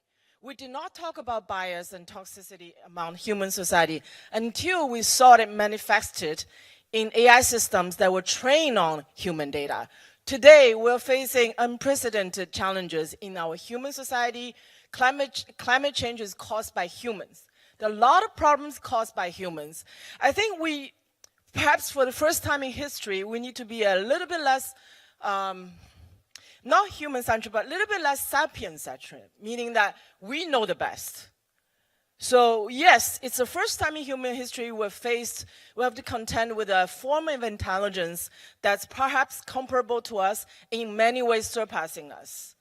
But the way we work with this intelligence is not, I hear a lot of this from regulators, right? But who are these regulators? We're all humans, and humans are fallible. So we cannot say, we teach AI per se. Yes, we teach our human values. Well, we also need to teach ourselves, reflect upon our own values. Do we hold perfect values today in our human society? I keep talking about humanism. So more than ever before, we need to reflect on our own humanity and understand the bias, the toxicity, the lack of inclusivity, the lack of consideration, empathy among humans. Look at what's happening in Europe today. Look at the war. Look at all these geopolitical tensions. It is a human problem.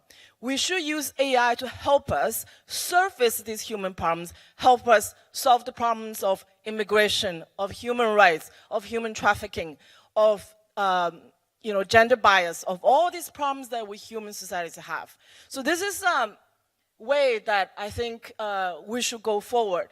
Not only one way direction, we teach AI, but also use AI to help us reflect on our own humanity. Thank you.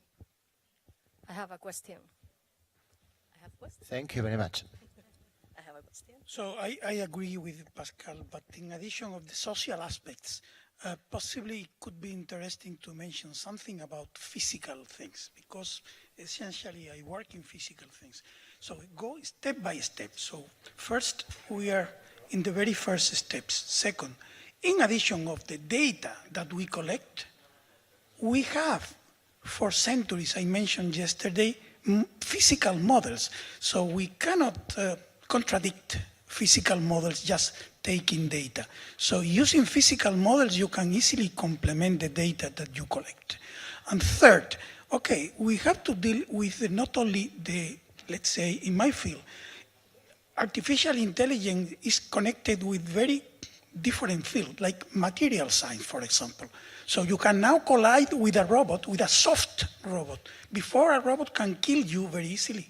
Now you can collide with a robot, with a soft robot, without problem. So we are step by step improving how we can apply intelligence, taking into account all our science, all our knowledge, and not only the data that we are collecting on purpose. Okay? So this is my view. I have a question regarding the... Oops. Okay, so thank you, the speakers, for your talks. My question is regarding how can we, users and humans, interact with automatic systems? Because as your user experience, when you are dealing with the social networks and the information, you are kind of driven to a silo, a very specific group of people. So you are no longer experiencing alternative information. And this is something that we cannot control. So, I mean, how are we going to regulate all these kind of things if the information is the first thing that the user will get? Thank you.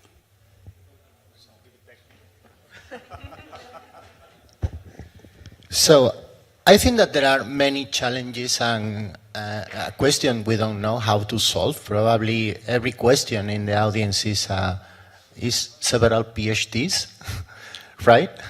So, for example, from the Digital Humanism Institute from here, from Seville, in collaboration with Vienna, we open, and this is an advertisement, this is a publicity, we are developing an agenda with all the research questions. You can go to our webpage and answer the survey. We have people from Oxford, UNESCO, United Nations, all the researchers doing that. And we will have a workshop in Seville on the next part of the next year, on the first part of the next year. But I think that Josie is more interesting than me. So you have the microphone.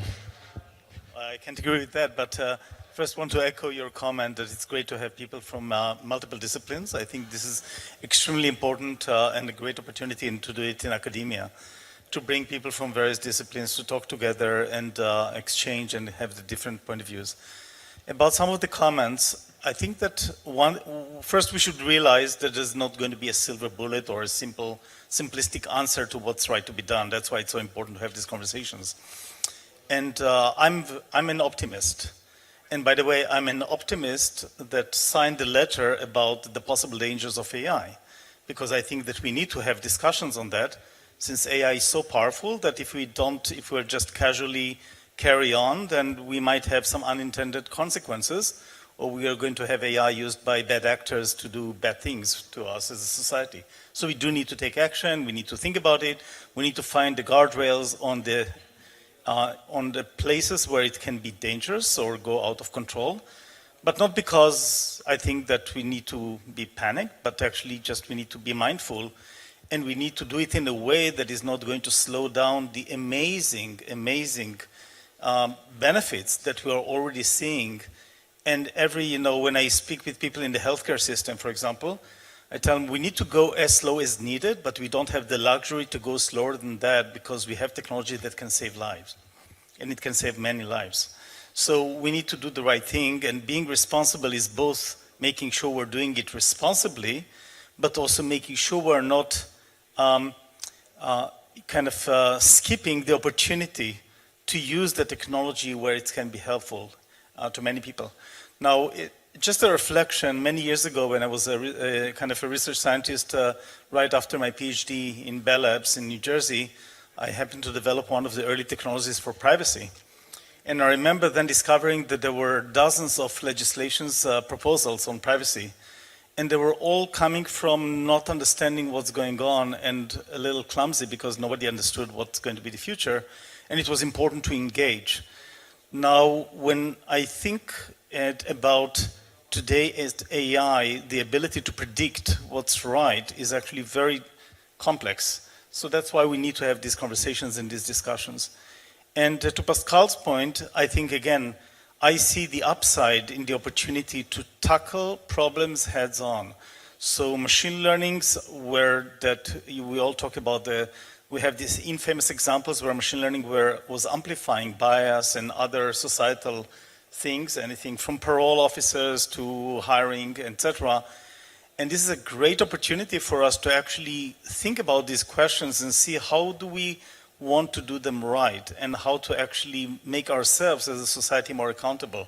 So again, the fact that we now have these systems that actually give us this put a mirror in our face as a society is an opportunity for us to actually, I would say, not necessarily to learn from the AI, but actually to be more rigorous about ourselves and to be more intentional about our values. And this is really a societal discussions about what are these values, how do we think these systems should work, and what do we expect the AI systems that we're building to accomplish, and what are the guidelines that we're like to give to that. So this is an important conversation.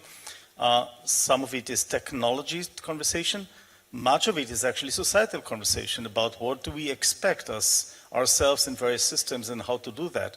I think it was mentioned earlier on in the health domain. So we have this technology that can analyze skin tone and make it available, not skin tone, analyze skin conditions and making information available to everybody through just a camera on the phone, which can save lives, by the way, because some people actually learn that they need to see a doctor sooner rather than later, not as a diagnostics, but just as an informational tool.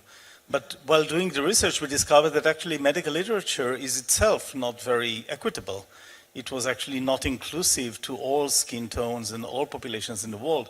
So this was an opportunity to actually invest more in basic health research to make it more globally equitable. Think about languages.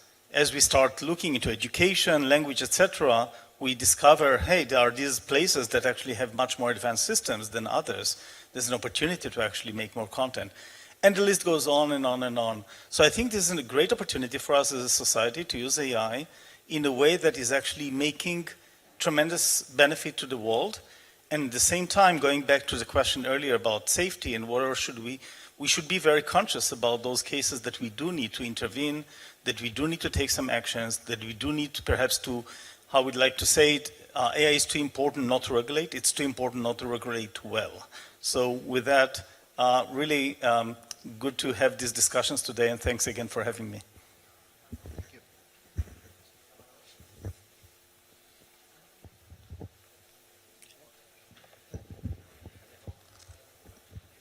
Hi, I have a comment about the sustainability of the ideas. I think at this moment it's not sustainable how the artificial intelligence is developing, because I think everyone develops its own solution using its own data and taking care only of his parcel.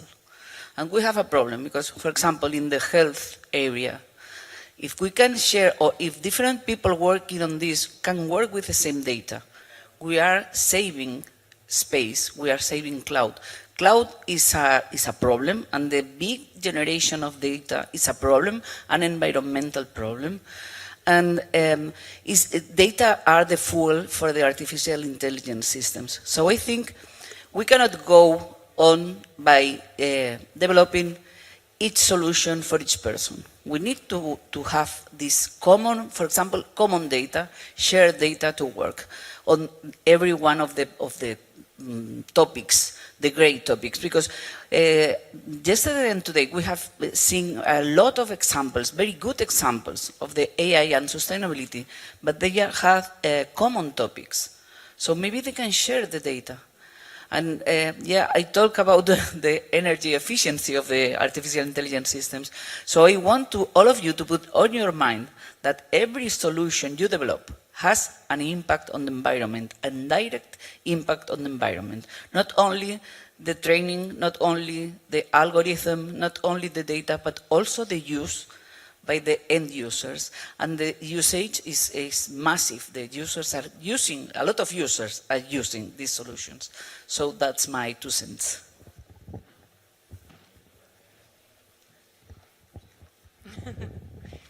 Well, I'd like to add something.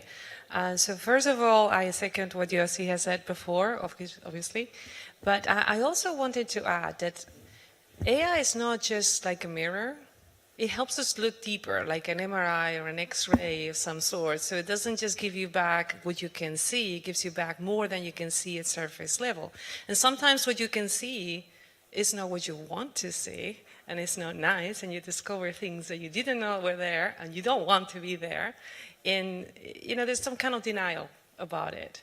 But I think that there is a huge difference between those of us who are here today and are analyzing the problems and are having the discussions, and we may agree or disagree on what comes first or what needs to be done, and the rest of the people out there, which is a lot more than us. There are a lot more of those than there are of us. So I think that one of the key elements here is education, dissemination of information at a level that can be processed, digested, and understood, so that the myths that people are thinking about, the sci-fi horrendous futures that AI is going to drive us to, versus the potential to do something great and to drive society in a humanistic way to a better place than where we are today, utilizing AI for good and preventing the bad that can come of that. It can only come from accepting who we are, the wrong things that are within us, and accepting the fact that we have to fix them. So as long as we go in that path and we try to do better and we educate the rest of society, we will be in a good path. But if we neglect to bring people along, to bring society along, then we will be the bad guys from history. So it's not only about being right, it's about bringing people with you when you're right. Thank you. Thank you, Pilar. I would add to your, okay, so it's just very quick. I was in Vienna with a group of 70 people, experts on digital humanism from a multidisciplinary perspective. At the end, we asked which was the best ways of acting to make this happen. And we asked education, political, economic, a lot of, fields, and education was the first one. So I think that if we have to focus on one point, education, as Pilar said, it should be the best option. So Yossi. Yeah, just wanted to refer to totally +1, as we like to say it, to all your comments about data. Perhaps I'd like to add that when I was talking about earlier about flood forecasting, one thing we try to do is to take, we actually published a paper in Nature Scientific with the open data that we encourage others to also place, and we discussed with the WMO, with the World Meteorological Organization, encouraging countries to put data there, which can be helpful for our models as well as others' models. The hydrological model that I actually mentioned is, which we published a paper, actually just put it on archive. We also put an open source so that others could be using. And this is a hugely important topic of how to actually encourage as many people to share data, to share models. In fact, we just last week in the UN General Assembly kind of presented or represented something called Data Common, which essentially is a tool, you think about it as a business, as kind of an intelligence system which enables the UN is putting a lot of data into that, and people can actually ask questions, and statisticians, etc. So I think the opportunity for us to actually join forces globally with sharing data, sharing models, open source, etc. Similarly, we have open building data sets that we put out for Africa and the world, over 1.8 billion buildings, so that now various organizations can use to make decisions about where to put, say, vaccination stations, etc. So I think this is really the opportunity, the open data, open sources, open models, etc. And I'd like to see as many of those. And also, to the last point, education is the single most significant thing for any society. And I truly believe that now we actually need to use AI to actually encourage education elsewhere.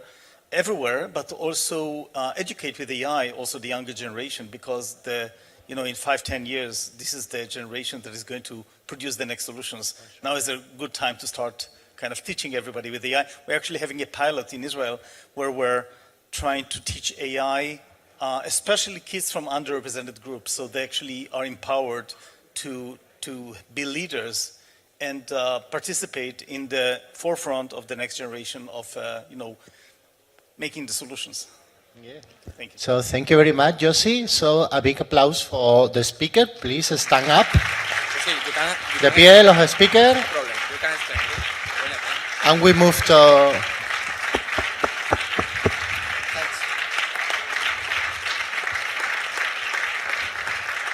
Okay, thank you very much. We now go into the closing part of the forum.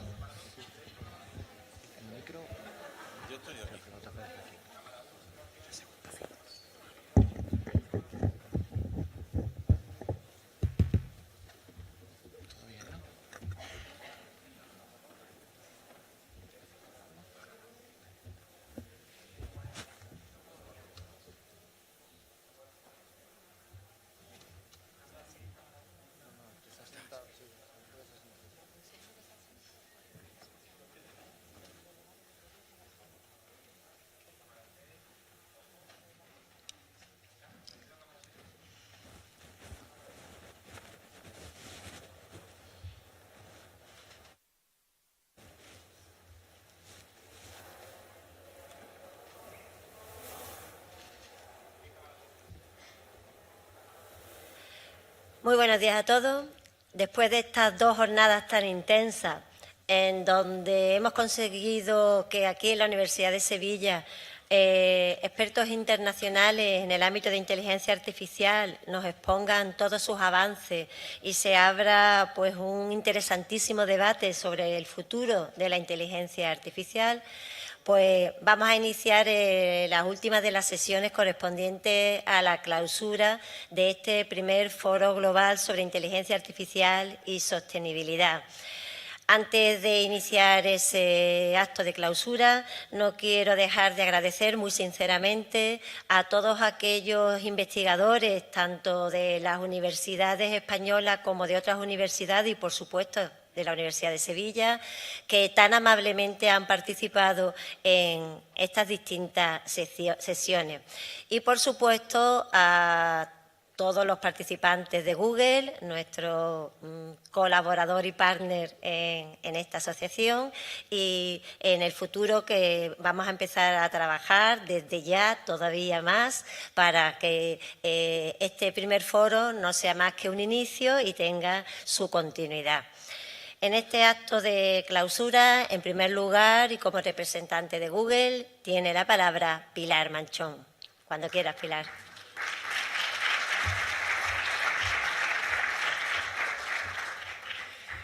Bueno, para mí es un placer hablar no solo en nombre de Google, sino en nombre también como alumna o exalumna de la Universidad de Sevilla. Ha sido un placer compartir estas jornadas con vosotros.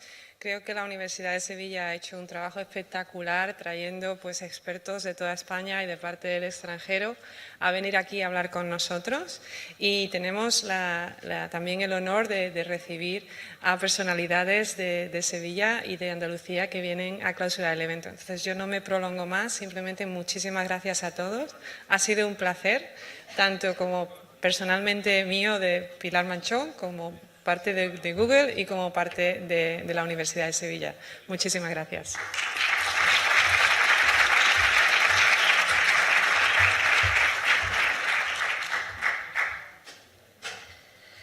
Muchísimas gracias, Pilar. A continuación tiene la palabra José Carlos Gómez Villamando, consejero de Universidad, Investigación e Innovación. Consejero.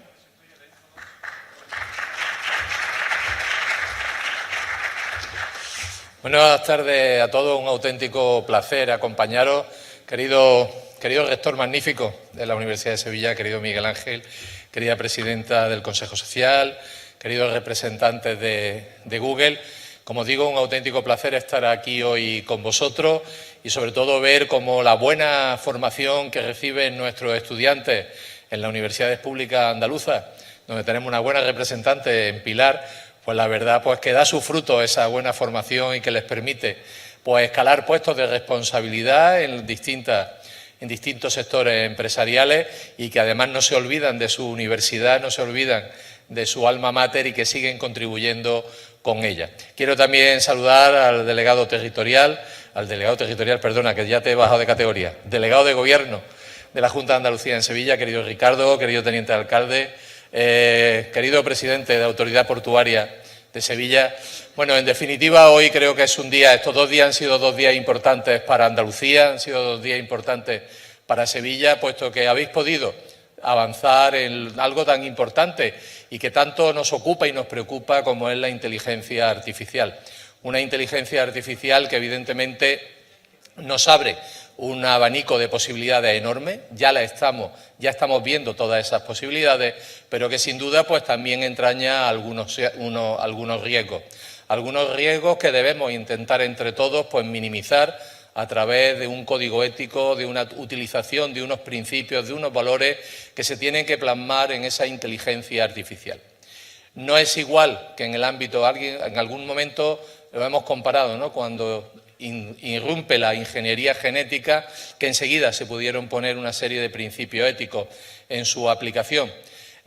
Aquí también hay que hacerlo, pero con una diferencia. La ingeniería genética la pueden hacer unos cuantos, mientras que todo lo que es inteligencia artificial está a disposición de toda la humanidad hoy día. Con lo cual eso, pues evidentemente, va a dificultar muchísimo el uso adecuado, pero eso, junto con esos principios éticos, lo que tenemos que insistir mucho, y así lo estamos haciendo desde la Junta de Andalucía, a través de la Consejería de Desarrollo Educativo, en una educación adecuada para que nuestros jóvenes y los no tan jóvenes pues usen de una forma responsable todos los medios que se ponen a su alcance.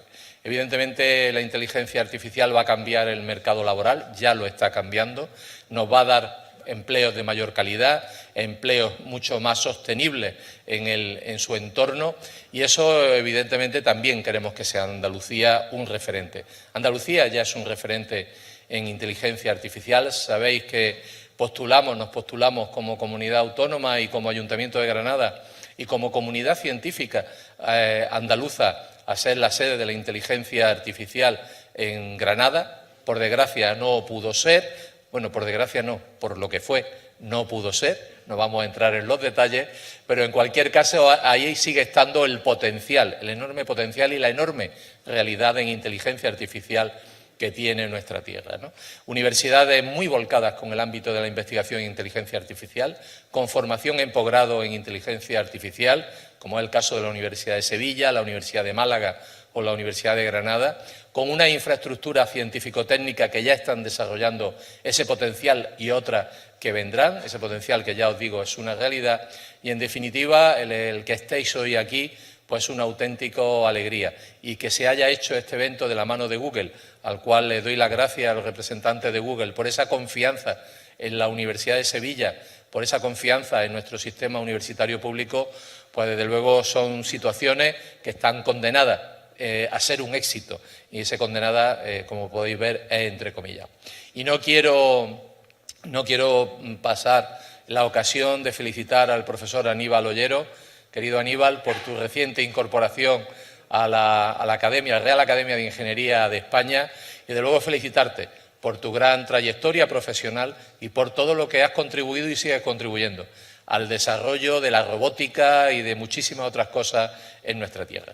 Muchísimas gracias a todos, y que este primer fórum global pues sea eso, un primero, porque tengamos un segundo en el menor tiempo posible. Muchísimas gracias a todos.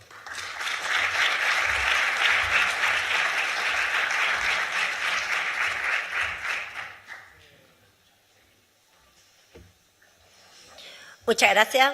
Finalmente cierra el acto Miguel Ángel Castro Arroyo, rector de la Universidad de Sevilla.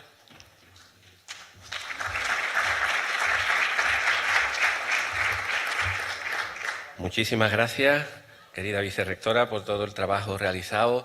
Autoridades, es para mí un verdadero placer recibiros aquí en este acto de clausura y que estéis presente tanto la Junta de Andalucía con el delegado del Gobierno y con nuestro consejero máximo responsable en competencias de investigación, de innovación y de universidades, que también esté el Ayuntamiento, la Autoridad Portuaria y, por supuesto, nuestra presidenta del Consejo Social, porque hoy hay mucho de conectar la universidad, lo académico, con la sociedad a través de la transferencia, del desarrollo y de la innovación. Y nuestra presidenta es, además de la presidenta y, por tanto, la autoridad y la coordinadora de ese trasvase, de ese mensaje, de esa conexión, es una maravillosa empresaria que hace innovación de primera línea y que, por tanto, creo que representa muy bien, no solo ella como presidenta, sino ella como empresaria, como una gran trabajadora y luchadora, lo que significa la conexión de la universidad con la sociedad. Muchísimas gracias, Concha, por estar aquí. E igualmente a Google, en primer lugar, me quiero referir. Pilar ha dicho que ha sido estudiante nuestra. Les quiero decir que también es alumni, que trabaja mucho con nosotros en ese apartado para que sea reconocido las personas con tantísima responsabilidad que están alrededor de todo el mundo y que llevan el sello de haber elegido la Universidad de Sevilla en su formación y a la que además no les gusta abandonar y siempre que pueden están con nosotros. Muchísimas gracias, Pilar, y muchísimas gracias a Google. Quisiera ser muy breve. Ya llevan ustedes 2 días de intensa actividad, me consta, y quisiera, antes de dar los 3 mensajes, que creo que será muy breve, pedir disculpas por no haber estado ayer. Coincidió con la inauguración del curso académico a nivel nacional y Su Majestad el Rey presidió el acto de inauguración y espero que entiendan que la Universidad de Sevilla, cuando Su Majestad el Rey va a inaugurar el curso y la fecha la pone Su Majestad, pues tenemos que estar. Lo lamento porque me hubiera gustado estar aquí. No obstante, estaba todo el equipo de gobierno y todos los investigadores y colaboradores de este proyecto de alianza. Y ese sería el primer mensaje. Yo creo que con este foro visibilizamos por primera vez, de manera clara y yo creo que contundente, lo que queremos hacer a partir de la firma del acuerdo de colaboración entre Google y la Universidad de Sevilla. Hemos llevado a cabo una solicitud de una cátedra de inteligencia artificial, de acuerdo con la convocatoria que el Gobierno de España publicó. Google tuvo a bien que fuéramos de la mano y que presentáramos un proyecto extraordinariamente competitivo, serio y de largo alcance. Y, por tanto, con independencia del resultado de la selección propia de la convocatoria, Google y la universidad querían ya empezar a trabajar con distintas actuaciones, con distintos proyectos que pongan de manifiesto que este trabajo va a funcionar en los próximos meses y años con intensidad, con compromiso y estoy seguro que con resultados y con éxito. Por eso esa sería mi primera imagen, mi primera fotografía que me gustaría que se llevaran, que Google y US seremos amigos para un largo tiempo y vamos a trabajar mucho. Gracias, Pilar, y gracias a todos los responsables de Google. En segundo lugar, creo que es conveniente expresar que la dimensión del proyecto en el ámbito de la inteligencia artificial trasciende de Google y de la Universidad de Sevilla y es de una importancia y de un impacto clave y de una elevada responsabilidad para todos en la sociedad actual. Algunas referencias ha hecho el señor consejero. Y por eso quiero agradecer a los más de 1.200 inscritos a este foro, bien en su modalidad virtual, bien en su modalidad presencial, la asistencia y la atención que le han dado al evento, tanto a nivel nacional como a nivel internacional. Muchísimas gracias a todos y esa segunda foto, ese segundo mensaje es que este foro importa verdaderamente a la sociedad en su conjunto. Y la tercera y última cuestión que quisiera resaltar es que a lo largo de la alianza que vamos a desarrollar, creo que hay 3 patas, 3 ejes vertebradores de todo lo que vamos a realizar. Una es la formación, por eso estamos trabajando en una oferta académica, oficial y no oficial, que incluya el estudio y la presentación en el ámbito de la inteligencia artificial de distintas cuestiones, insisto, en la parte reglada y no reglada. Y además tenemos la posibilidad de que con la oferta académica que la Unión Europea está lanzando y está impulsando mucho y que el Gobierno de Andalucía particularmente está muy interesado con el formato de microcredenciales, podremos llegar a un gran abanico de sectores de la población para que esto que la brecha digital genera y complica la existencia y la vida de muchos ciudadanos, podamos también ser servidores no solo en la formación reglada, no solo en la parte más propia o más tradicional de la universidad y demos esta función. Y hacerlo de la mano de Google creo que presenta un éxito asegurado. La segunda cuestión es la investigación. En el proyecto vamos a desarrollar una investigación muy interdisciplinar, donde muchísimos científicos, algunos están aquí. Me aprovecho para también felicitar a nuestro querido profesor Ollero, Aníbal, por el nombramiento como académico de la Real Academia de la Lengua. Sabes que siempre que te reconocen y te premian, este no es el primero, ni el segundo, ni el tercer reconocimiento internacional, es una alegría para la universidad y siempre que puedo estoy contigo. No pude estar en el acto de ingreso, pero sabes de sobra el orgullo que me merece este nuevo nombramiento, Aníbal. Pero no solo lo quiero centrar en Aníbal, sino en el conjunto de investigadores de distintas áreas que complementariamente van a trabajar para generar nuevo conocimiento que pueda llevar a cabo lo que es la tercera parte, que es la unión de lo académico con las empresas, con el sector empresarial y productivo, para que sea de verdad una verdadera conexión y un triángulo virtuoso, el que vamos a formar desde la formación para todos los sectores, con la creación de conocimiento de manera multidisciplinar y transfiriendo a la sociedad ese conocimiento práctico, útil, para que en definitiva permita el progreso, el avance y la modernidad de nuestro territorio y, por ende, de toda la sociedad. Por eso creo que hoy es un día para alegrarnos y acabo volviendo al principio. Muchísimas gracias, autoridades, por estar aquí, porque esa sería la cuarta foto. Todos unidos llegaremos mucho más lejos. Muchísimas gracias a todos.